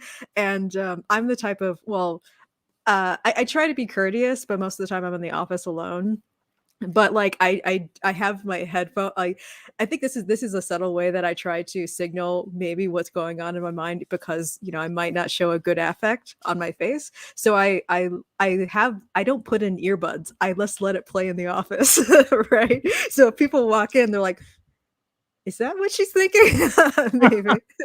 It just is a little hint, but I don't think most people might not catch on. But yeah, so I think it's what you're talking about, Scotty, about like interacting with all these people, and in a way you have to interact with a bunch of people to even kind of understand, also like as to understand yourself, right? Because I went through that period of where especially when I moved away, move to like out of college, right? I joined a bunch of radical, I met like a radically different types of people, and everyone's like, how did you meet these people? Where did you meet these people? So like I joined a trans group. I'm not trans, but I just made a bunch of friends with trans people. I made a bunch of friends with Satanists. I made a bunch of friends with like all of these different types of people. Like I met the president of GoPro at one point, like all of these different, like, because I was involved in core and going all these different things, and I got to meet a bunch of different people who were from a bunch of different walks of life. I've met former sex workers, both male and female, and kind of figuring out like, oh, like, and I think it's important, you have to do that with a bunch of different people to realize what your values are. And even if you can maintain who you are in all of these different types of situations with these different types of people, and the more you interact with on the surface, like on paper, people that you think are different from yourself, and finding the commonalities, it's like the more things change, the more they say the same kind of thing. Like you kind of realize the constants about yourself and where your lines are, and what you accept in life. Don't forget you're friends with Dr. Sheena Mason too. Yeah. Like that's pretty impressive too. Like, you got someone who's quite possibly going to change the world, and you're on the ground floor of getting to know her. You know, like I'm the same way. Like, I have weird friends everywhere, like in weird places. It's really weird. You know, I was affected by I asked Sheena, like, oh, you know, she studies Caribbean Creole literature, and I'm like, oh, where's a good place to start? And she mentioned that Edouard Glissant, and who I guess is a poet but also a theorist, and talking about the sort of the rhizome, the theory of the rhizome or something. And it just, the description of it made me realize that's exactly what's going on with this group. It's just this structure, this network structure that's like, you know, more symbiotic than it is, you know, parasitic. And it's just, I don't know, for me, that's what I call this anymore. And it's not just to this particular Discord server, but it kind of has its little tendrils and reaches out to, like, through, you know, Sheena, and then now all the people she's connected with. I mean, you guys all saw that Omni American thing, I presume, or at least part of it. The ground floor was exactly the word I used for that. I'm like, dang, this could be a game changer. And it's just a matter of people, you know, knowing about it, really, because it was that same thing. It was more about, like, not about searching out what we've got to reject, you know, but more like, hey, how can we bring everybody into the fold and just compare notes? That's really all it's about, I think. Not all, but that's a big part of what it's about. I've noticed in this conversation, I would say that most of the people here, if they were to take a standardized Big Five personality test, that all of us would register as fairly high in openness to experience. Oh. Some of us more so than others. Chloe, I think you might have me beat. I think Steve might have me beat too. I think I've got y'all beat, because there's things about me none of y'all know. That's probably, yeah. I've got a bare feeling, but I think I know a little bit of what you're talking about. Yeah, it's yeah, and I think that's all well and good. You know, my thing is, I think that people kind of need to get to this level. This is, I don't know, maybe that's too kind of self-interested of me to say, but I think that a lot of the problems that people experience on a day-to-day basis, they wouldn't experience if they were able to cultivate a emotional and kind of rational perspective like what we have here. Because, and the thing that I say that, you know, Charles mentioned this before, we're extremely diverse. Like, in terms of diversity Olympics points, we've got a full roster. And it's only going to get more like that as the Discord channel continues to grow, and as this YouTube channel continues to grow. And I think that ultimately this is like a really important kind of grassroots outreach. And I think that if we were able to multiply this across humans, you'd start to see a massive change in the underlying culture. Here, here. Yeah, I think that it makes you think you wish other people could experience something like this, or, like, you know, have these types of feelings. Because when I look at least the social media, like, landscape, I see that real, you know, kind of understanding and acceptance and real communication is just lacking. It's all kind of, it's like virtue signaling, or just you're trying to say the right things, or you're trying to, you know, not be kicked out, you're trying to get as many likes, or you're trying to get as many people to laugh with you, or to, you know, in an insecure way, validate what you think, or validate, you know, emotions that you are insecure about, but you're trying to put forth, like, everyone feels this, right? So that, because I sometimes I see, like, this kind of disturbing thing of where people want to, in order to accept their own feelings, they have to have people externally validate their feelings, in order for them to be okay with that, instead of, you know, this is me, let me find people who maybe can, you know, mirror that, or resonate with that, but it's okay if I don't find it immediately. You know, when you have that mindset, you have more of, like, a security, right? You're not desperate for anyone that comes up to you, that's nice to you. You actually have like standards, right? You accept more a higher quality of a relationship with other people, as opposed to some people who are more desperate for any type of even superficial connection. Yeah, yeah. I think like the point Ben just made about us being very, very diverse. It's true, and there's still more diversity points. I mean, in this our group, we have black people, we have Asian people, we have white people. Um, okay, I think we're missing Jewish people, but we'll get them soon. And in terms of the gender parts, we're missing a transgender person, but we'll get them soon as well. But the I'm point gonna is, clip that, Charles. You said you'd get them soon. It's like Pokemon. Gotta catch them all. no, no, no, not in a sinister way, not even by design, but I think it will occur naturally, just as we have been able to coalesce naturally. Understand? And it was very, very organic. We coming together in this community was very, very organic. There was no not like what the government is trying to do. You want to socially, you want to use legislature to socially re-engineer diversity. No, but diversity should it should occur naturally. It should people should come together, um, and naturally in an organic manner, which I think is where the world is going to be headed if people are allowed to just be free and be themselves. You get it. Yeah, I wanted to respond Synchronicity. to, Synchronicity. yeah, yeah.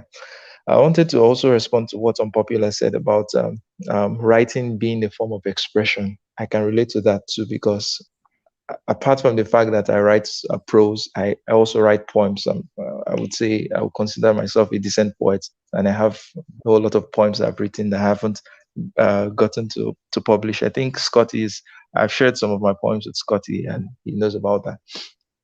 So for me, while I was growing up, I used to write more poems than prose, because then if I experienced something, I could just easily see myself penning it down in the form of a poem. Like when the person I loved most in the world, my grandmom, when she died, I remember that at that point I didn't feel it was weird because I wasn't crying. I was supposed to be crying, but I wasn't crying, and it sort of boils back to what we said earlier, that you're supposed to feel something at this particular point in time, but you're not feeling it. So I just took down a pen and the paper, and I began to write a poem about my not feeling what I'm supposed to be feeling at that point.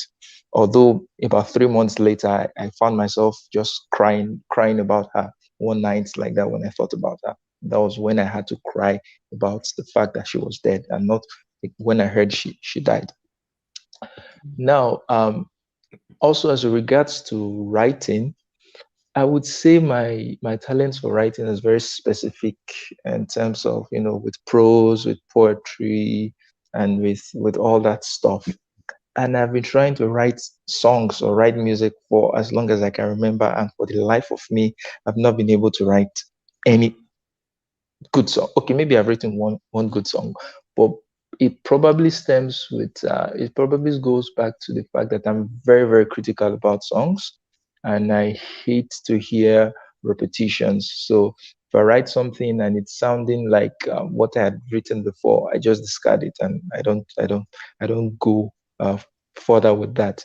So I want to ask Scotty, how do you get to write songs? Because I want to write songs. I want to actually learn to write well, songs very well. I can write prose very well. I can write poetry very well. But for songs, nah, it I just want to doesn't ask him a come. question after you're done too, yeah, because I'm curious about something that I really want to hear his opinion on this artist. okay, cool. I got kiddos coming here in 5 minutes, so I'll try to be concise. So like I said, songwriting has always been really hard for me, and because I was searching for that voice, so there's a conceptual thing. But just in general, the hardest part for me was actually the lyrics.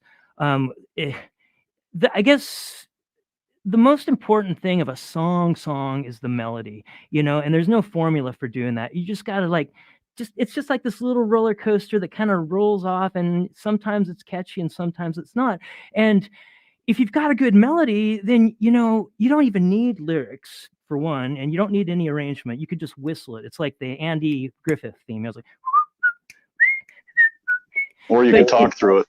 Or you could talk through it, and you can write endless parodies to it too. So, I would say melody is primary, and the other stuff is just window dressing. But of course, if you're going to write a pop song, and 99% of the songs that we're going to write are typically going to have lyrics. Well, for me, it was so hard because I was super cheesophobic about lyrics. Like, just there's so many things that just kind of seem either preachy or trite and stuff. And the funny thing is like, I'd be at like, country fairs and stuff, busking and just playing like my classic rock stuff and, Beatles and Led Zeppelin. And I had this reflection like maybe 5 or 10 years ago. It's like, I imagined myself having written that lyric that I would play without even second thought. And then I'd think like, if that was me, actually, that'd be kind of cheesy, actually. So I realized that I was like way more critical with myself than I was for anybody else when it came to their lyrics. And I don't know, that was kind of like a freeing up experience.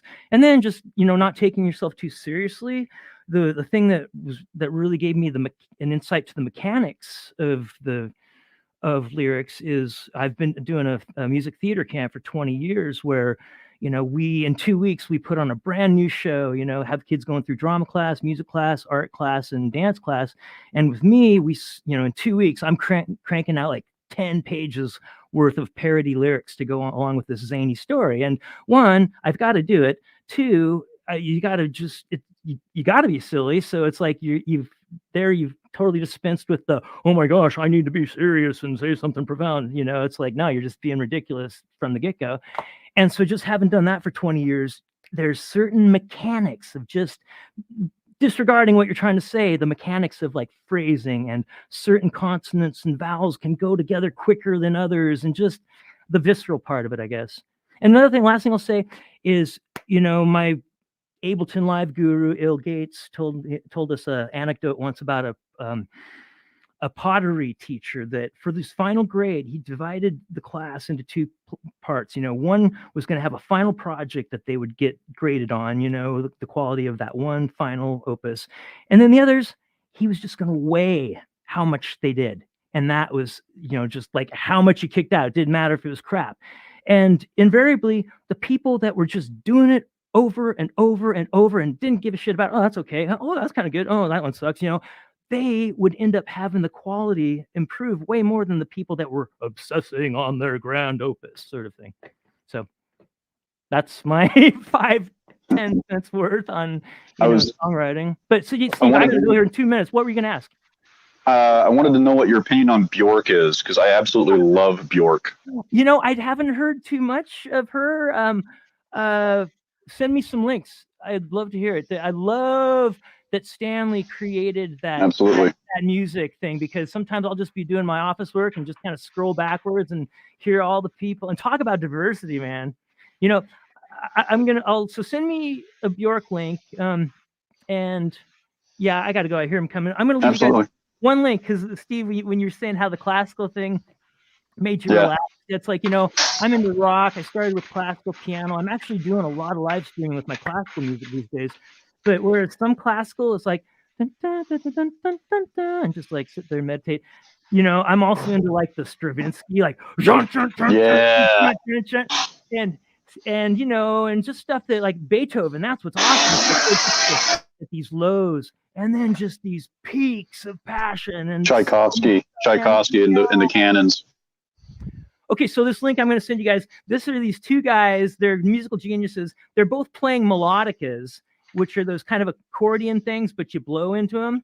And they do all sorts of classical arrangements with these two melodicas, and then they dress up for the occasion. So this is them as cavemen doing the Rite of Spring, which is probably like one of my 3 most, endearing orchestral pieces for sure. And just the way you hear it in this sort of context, you really hear the layering and the rhythms and the polyrhythms and just the intensity of this piece by Stravinsky. It's actually a cool story how that it started a riot, actually. I don't know if you guys realized the Rite of Spring when it premiered in Paris in 1913. It literally, the whole place was in mayhem, fighting each other, and they're just trying to keep it together. That's awesome. Yeah, there's a good movie on that the BBC made, which is like a narrative called Riot at the Right, and they released it in 2012, the year before the 100th anniversary of the riot. And it's great because they have the whole narrative with the people playing the producer and the choreographer and Stravinsky, and it leads all the way up to the performance, at which point, the camera's still cutting around to like all the different people and their perspectives. But at that point, you're hearing the full piece being played for you as the backdrop. It's a really, really cool movie. And anyways, I'll just say, you guys, I really enjoy meeting you, and I look forward to more of these conversations. Thank you to Charles for being a point. And yeah, let's start sharing our creativity. Let's find a little place where we can share our poetry and our tracks and our rhymes, and just because it's a scary thing when you do your own creative stuff. I mean, they're like these little babies that you want to protect. And and that just reminds me, one last thing. We're talking about how this is going to grow, this Discord thing, and hopefully it can just be with all these people with the same the same non-agenda, other than just like expanding our reality tunnels through everybody's other expanding reality tunnels. And I gotta say, as much as I look forward to seeing it grow, I feel pretty protective about it. I think of people in my life just around this community who I think like, oh man, they would love this. And then I start thinking, yeah, but I want to be careful. I haven't invited anybody to this yet myself. And I would be really, I feel timid about it. I feel the same way. You know what I mean? I feel the same way. Yes. All right. Well, I'll talk to you guys later. Thanks again. Cheers. Cheers. Bye. Yeah, bye-bye.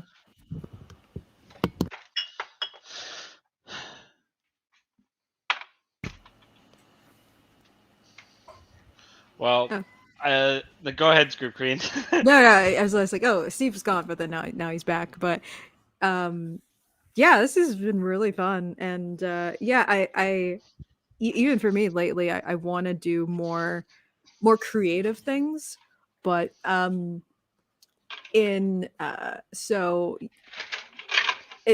writing, right, especially in the past. So like the only way that I actually like something that I've written, even if it's like stream of consciousness or thought or something like that, or like fiction, what happens is that it becomes like an imprint of who I am at that time, or that emotion at that time, and I immediately forget about it, right? And then later I rediscover it as if I've never read it before, but I can still recognize it's me, but I completely forgot that I wrote it. So like there have been times where I found something I wrote, I'm like, oh wow, this is pretty good. I'm like, wait. And then there's like something that hints at the fact that I wrote it, and then I'm like, oh. And so that's one weird thing that happens when I write, is that my mind, I get it out and then I forget that I wrote it.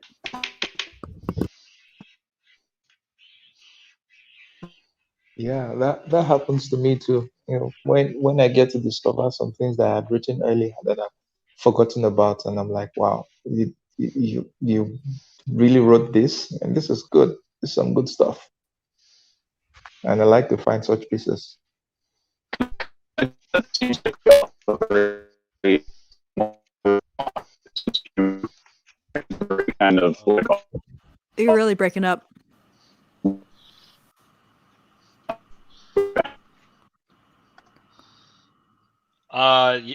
Yeah, we can't hear anything at the moment. oh, can you hear me now? Yep. Yeah. Okay, I think there's something wrong with my charger, but I was saying that it's interesting how all of our sense of humor is very similar. It's off the wall, it's funny, sometimes it's deep, and sometimes it's dark, and sometimes it's twisted. And we all laugh at the same things. We all pretty much, can laugh at the same things, knowing that we were going to say something before Chloe did. And because she always beats us to it, but no, I think it's interesting that we all have a very similar sense of humor as well.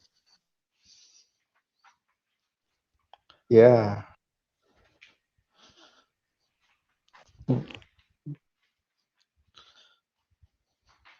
Oh, he dropped out. At some point, this is just for a future note. At some point, I'd like to talk about masculinity and its role in current culture versus what Totally its down. role ought to be in today's culture. And I think that many of the things we've been talking about really tie into that a lot, as far as I guess I could almost call it stoicism. Um, this kind of it's typically looked at in a very masculine way, and it is a very masculine kind of a philosophy. But I think that a lot of what we've shown is that, like, in order to get a thick skin but still be able to let people in your life, like in order to walk that line, it's really helpful if you can kind of become a bit more stoic and uh, just more sure in yourself and in the kind of person that you want to be and the kind of life you want to live. And again, like, unpopular, uh, was doing this. He was talking about this, how he would sit down and talk to himself. And I mean, that is the most human thing. I can't tell you how many times I've done that, especially when I'm at home alone. I'll just be like, Ben, you need to straighten up. There's some things that you need to do in your life that I'll just have like really serious discussions with myself and take myself to task sometimes. And I think that's really useful. I think in order to appreciate a place like this, I feel like that's a rite of passage to be able to actually get here and profit from it. Right. And Can I say something really quick? yeah. So something that's really interesting that you put like that you mentioned there, and this is actually really valid for me, is that I've spent the last 2 months creating a men's support group in my area, and we had our Wow, first there meeting you go. last night. We had our first meeting last night, and the thing that I brought up that has been really bothering me is that how do you cry as a man but still retain your masculinity? And that's Yeah, something agreed. that I want to explore. You know You what I mean? don't. Masculinity is a big deal to me. Yeah, you don't. I feel you, Charles, when you just said that. For me, it has to do with a lot of vices.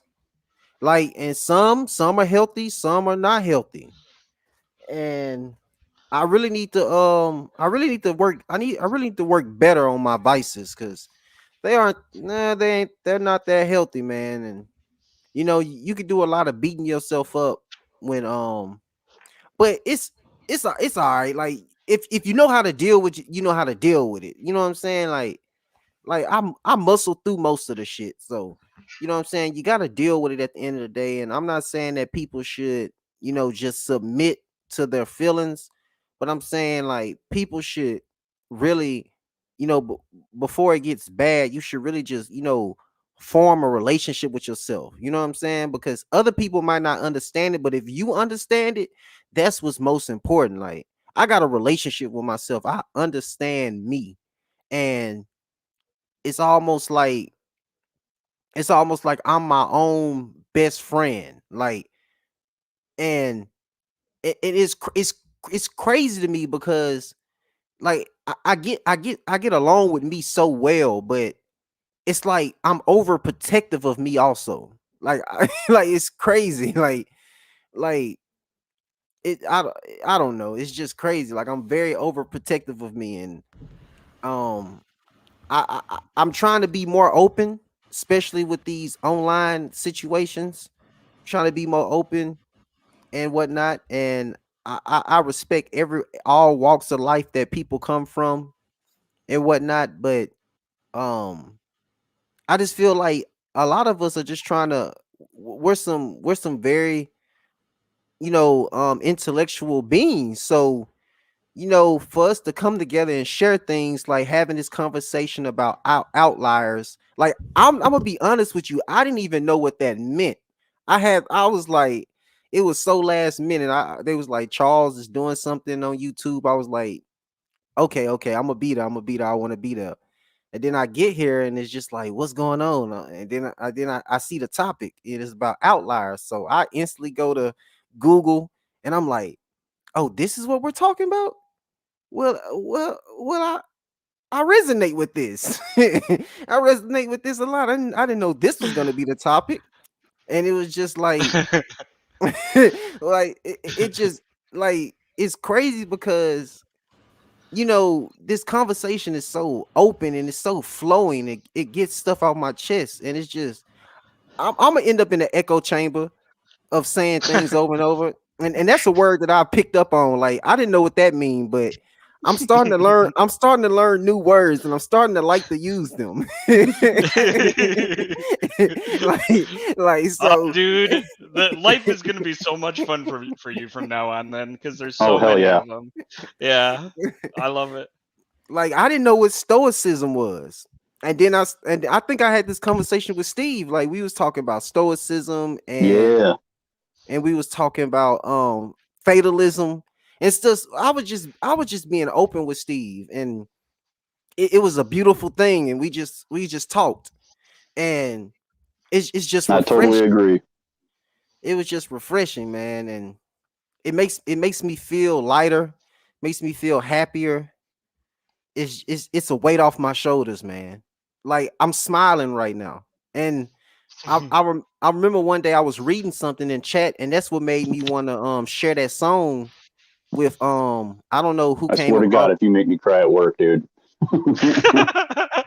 Yeah. Oh. Yeah, I shared. Steve, there's nothing wrong with a man Yeah. crying. Hey, I cried when I was in jail, so. Hey, man, I would too. So, I would too. I'm too pretty for jail.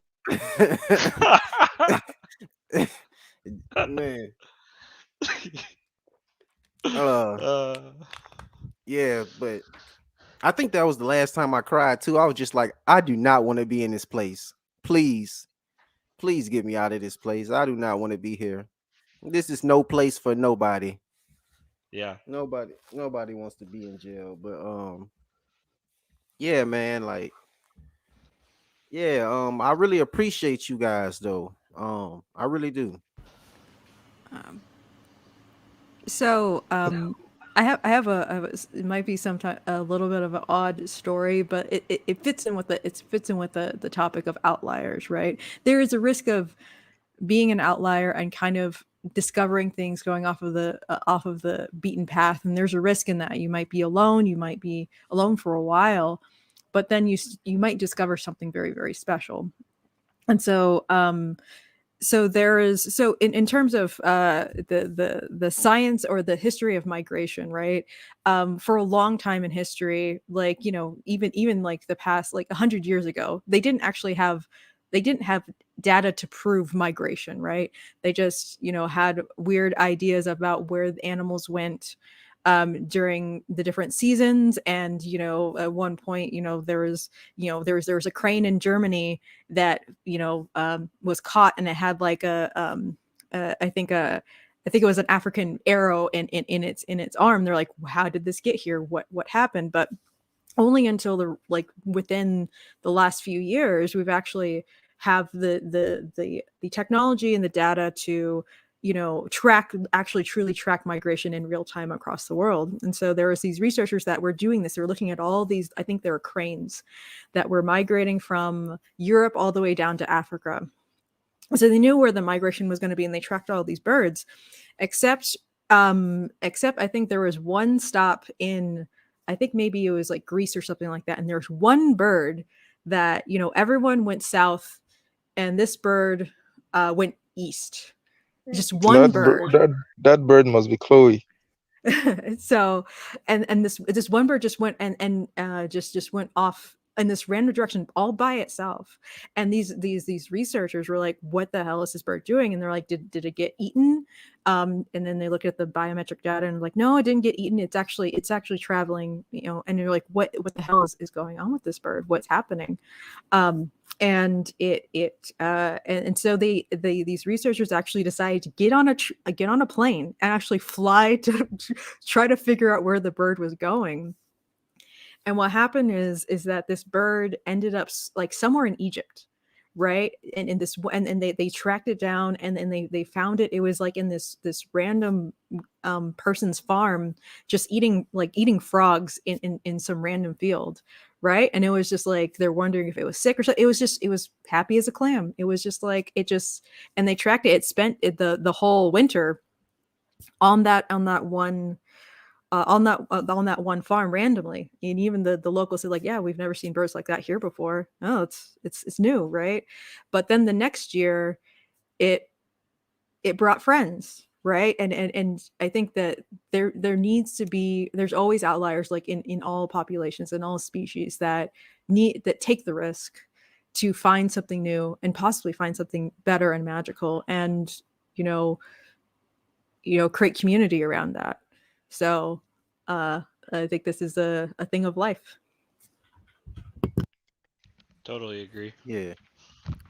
I always Um, wondered. You can go ahead, Charles. Oh well, I always wondered like how animals acted in the wild. Like do they act like people? You know what I'm saying? Because we always, we're always, worried about how we are as humans, but like with your story about the birds, like it makes me wonder, like how, like are there outcasts in the animal kingdom? Like, is there a lion that's out there that's like, maybe I don't want to maybe I don't want to kill, and do they starve to death? Like, is there things like that happening? Like, are there animals that shy away from being, so primal? Or, you know what I'm saying? I don't know. It was just a thought of mine, like, because I've always been connected to like lions and stuff like that. I always liked the lions. Like, I thought they were cool. So I don't know. It was They just a are thought of hella mine. cool. Like, it makes me wonder: is there a lion out there that's just like a social outcast, like a loner? Yeah, I think there are probably many. I mean, like in any, I would think that, like, yeah, in any like group of animals like that, they're very very social. I think there are conflicts. That they have social dynamics just like we do. We just kind of um because of our hubris as humans, we just try to believe that other animals don't feel like we do. Like animals can get depressed, animals can be like get schizophrenia. I once saw a show of like My Cat from Hell, and I think that the host was like, I think your cat has schizophrenia, and they had literally had to give the cat antipsychotics. um, um because it was in an acting in a more bizarre way, not kind of in random aggression. But I think people will be surprised how outside of our own species, these types of things are more common than not. yeah, Stanley, welcome to the conversation. Jump right in. Yeah, I'm a little late, but unpopular has me curious about stoic lions. Yeah. A, Yeah. a weak joke, but No, it was good. I was muted for half of that. I was laughing for longer. well, I'm gonna Me go back too. and watch the whole thing from the beginning. But um, one thing that maybe the only thing I'll add is um, it is a good thing to be a social outlier, mainly because you get to observe. And to me, observation, watching, listening what people do makes you a better cultural critic, or whatever critic you decide to be. So the whole thing goes back to learning, and learning people, learning stuff. So That's pretty much it. And Chloe and Ben, yeah, and which Mr. Palu were here. Yeah, I'm pretty tough, and but it was still a good conversation. I actually spent a couple hours awake thinking about what we talked about. So Oh, really? Okay. you you didn't think I would actually think about it.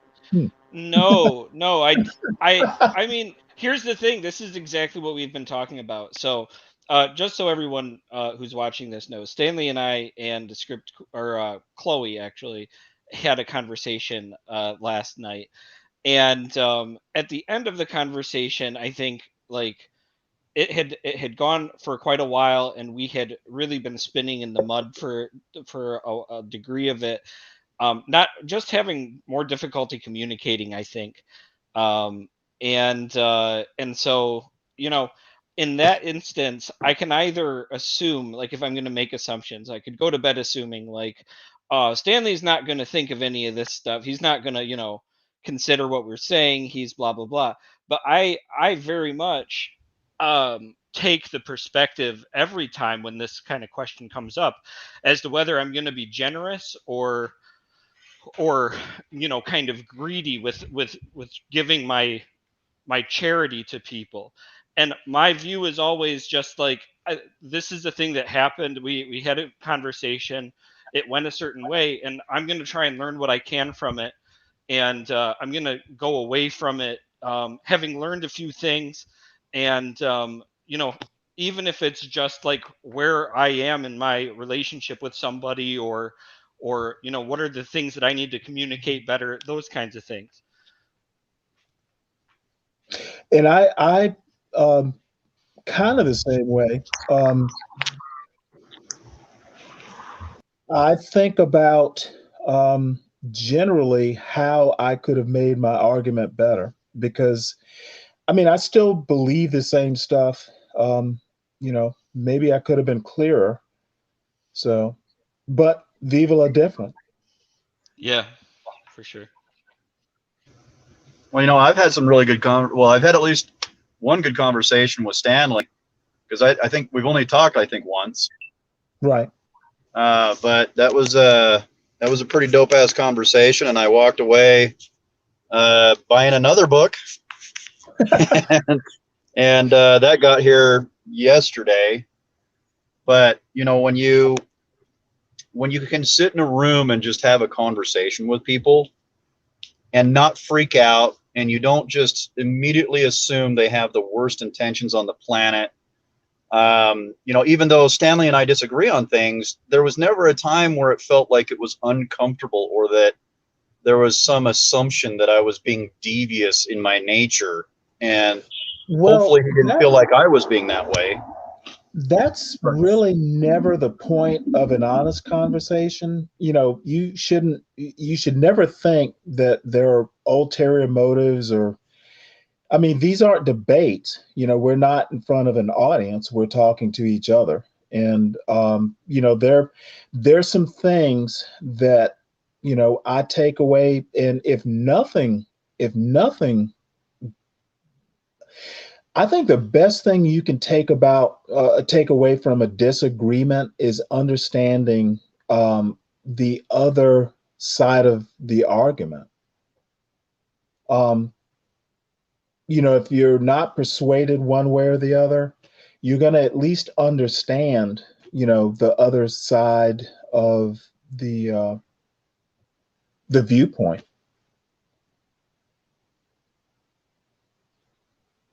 Yeah, true. I agree with that. I mean, if nothing Most else, of the I time when I understand engage with your conversations, position. I I understand usually like, Ben's position better. Sorry. yeah. So when I engage with people in having conversations, even if I don't agree with the person, but for the fact that I'm able to see from the other side.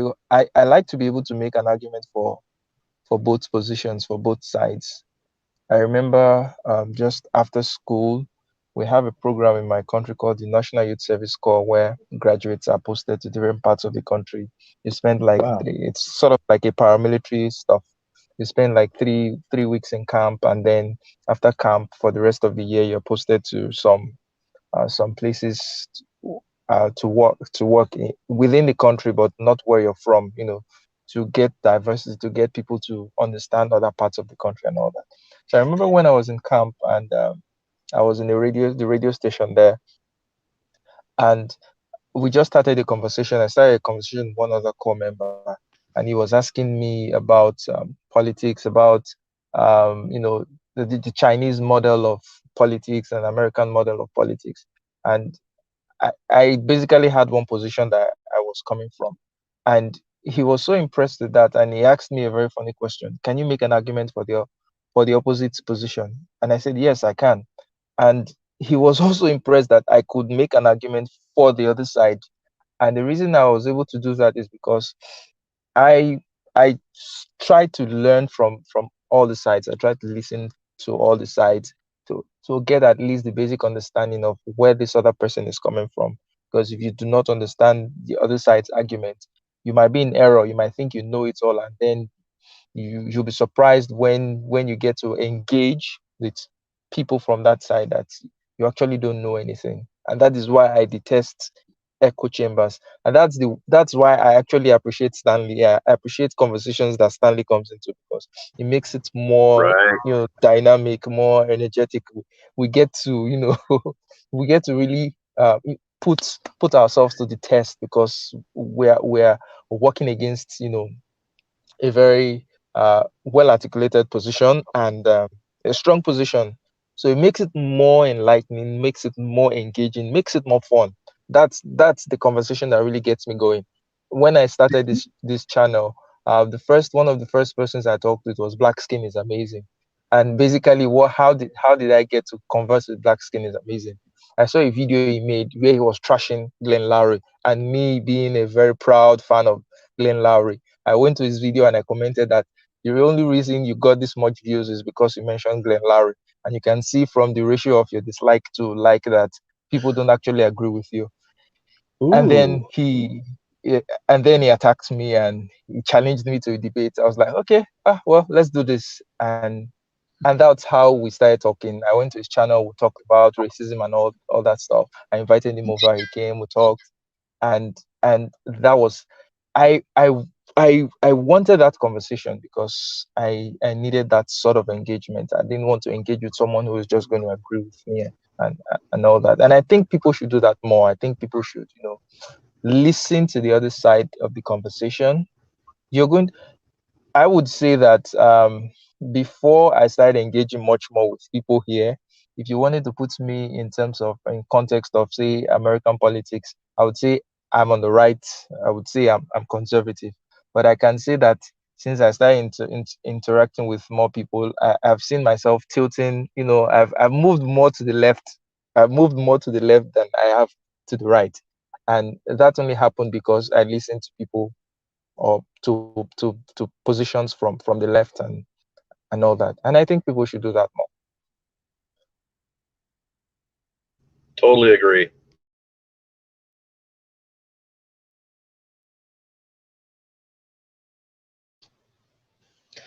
So we're for reparations, right? It's a joke. I'm laughing.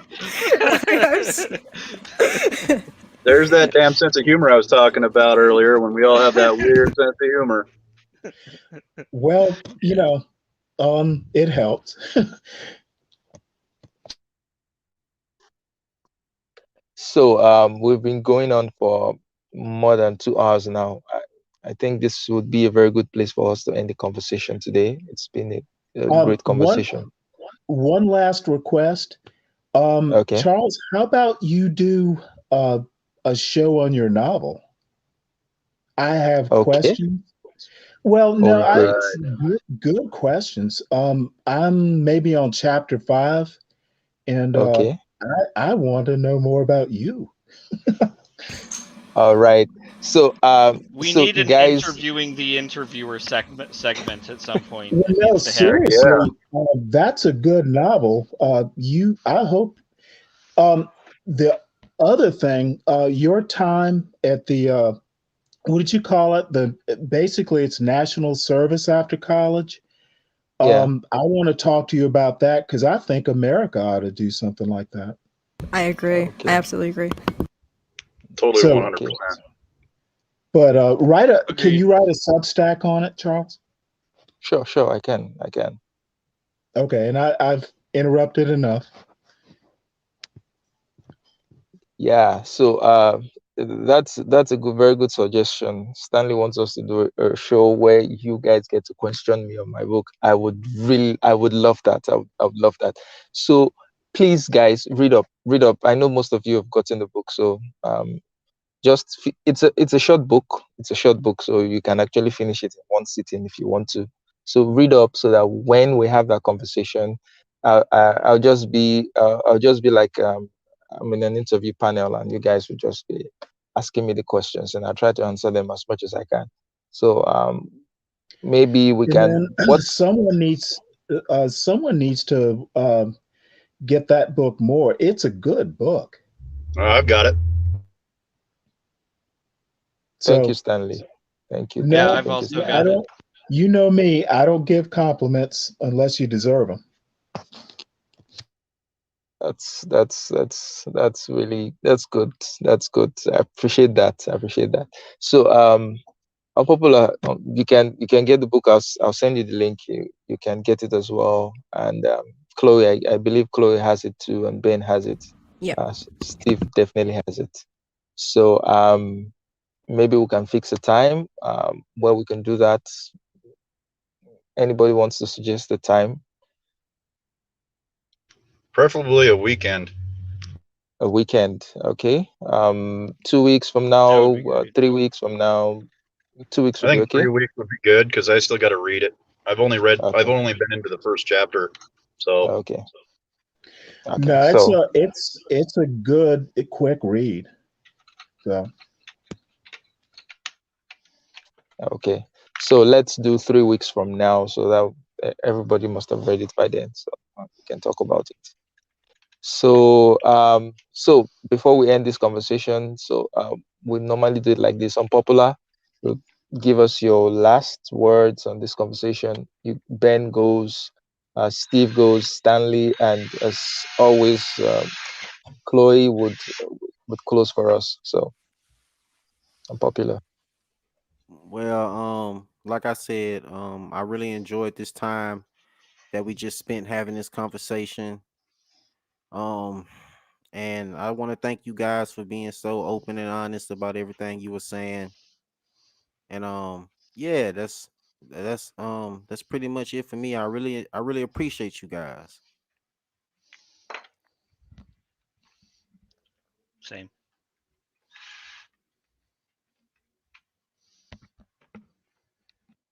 Oh, I'm sorry. Am I supposed to go next? My Yeah. You're apologies. supposed to go next. Yeah. Well, I mean, I'll close this program out the same way I've done every time, which is just to say thank you, Charles, for just providing a forum for us to talk. And I always really enjoy myself. I appreciate every single one of you. I'm looking forward to continuing to develop together as a group, and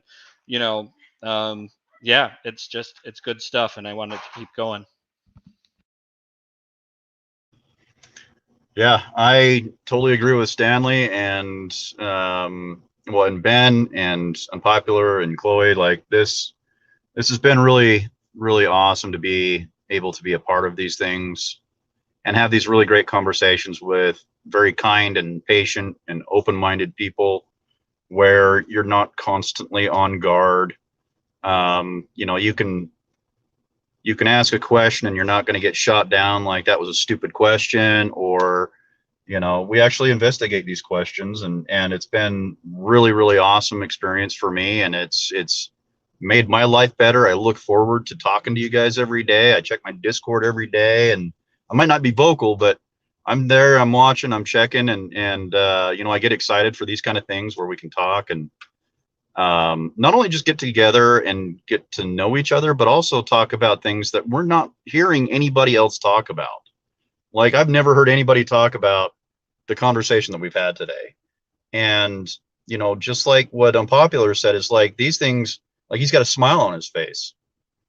And so do I, you know, because I always thought I was alone in a lot of these things. And now I've come to find out there's a whole Discord full of people that are, you know, that are like me. And that's really, you know, in a way, a very touching experience for me. And, you know, so I got to thank Dr. Mason for inviting me into the Discord, and, you know, Charles inviting me to talk, and everybody in here, you know, Chloe, you know, we have a conversation that we're going to have eventually.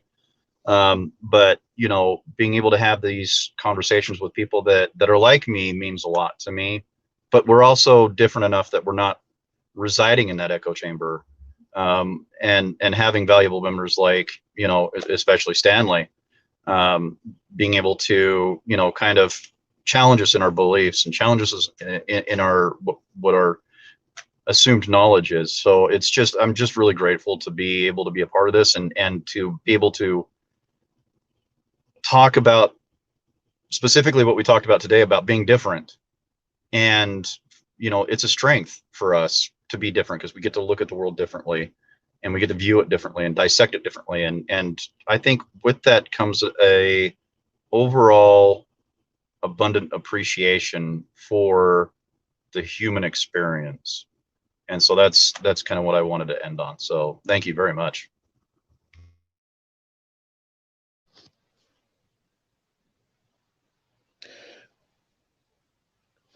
Well, all I have to say is, who knew Robin DiAngelo could do some good?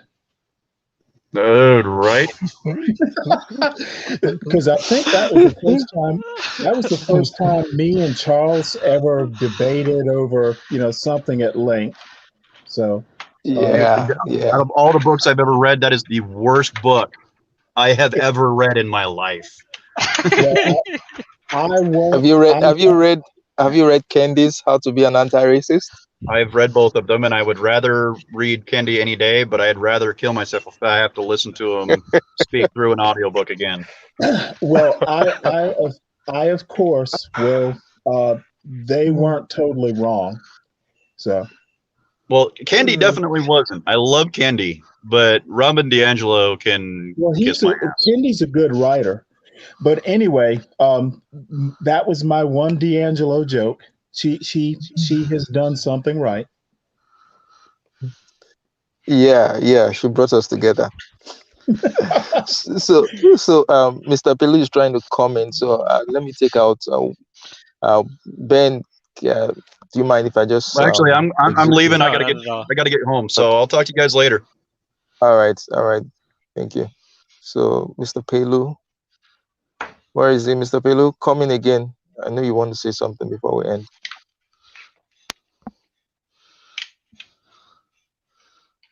So Chloe, go.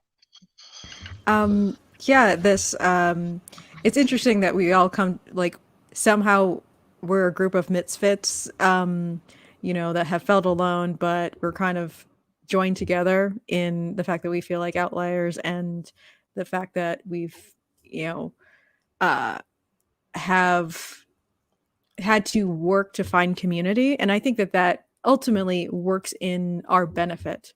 I think that it is a benefit, a pro, to be more discerning, to be more careful, to be more considerate, to be conscious about who we associate with and how we associate and how we communicate and how we, you know, use that as a kind of like a feedback loop of understanding ourselves and understanding other people and understanding the world. And yeah, I'll echo the sentiment that, like, I wish more people had avenues like this, because I think the world would probably be a better place. But like Scotty was saying, we should treasure this and we should also protect it. Um, you know, the you know the paintings. If you expose paintings to the sunlight, they fade a lot quicker, and but you don't necessarily want to keep them in a dark room forever. So we have to find that balance. Yeah, that's true. Thank you, Chloe. Mr. Pilu, yeah, welcome. So you Yeah, close, nah, you I close just came. us. I just came. I would just came and say hi, but I don't know what's name to come because I can't really talk too much because I'm in the subway. But yeah, it was a very good conversation, and you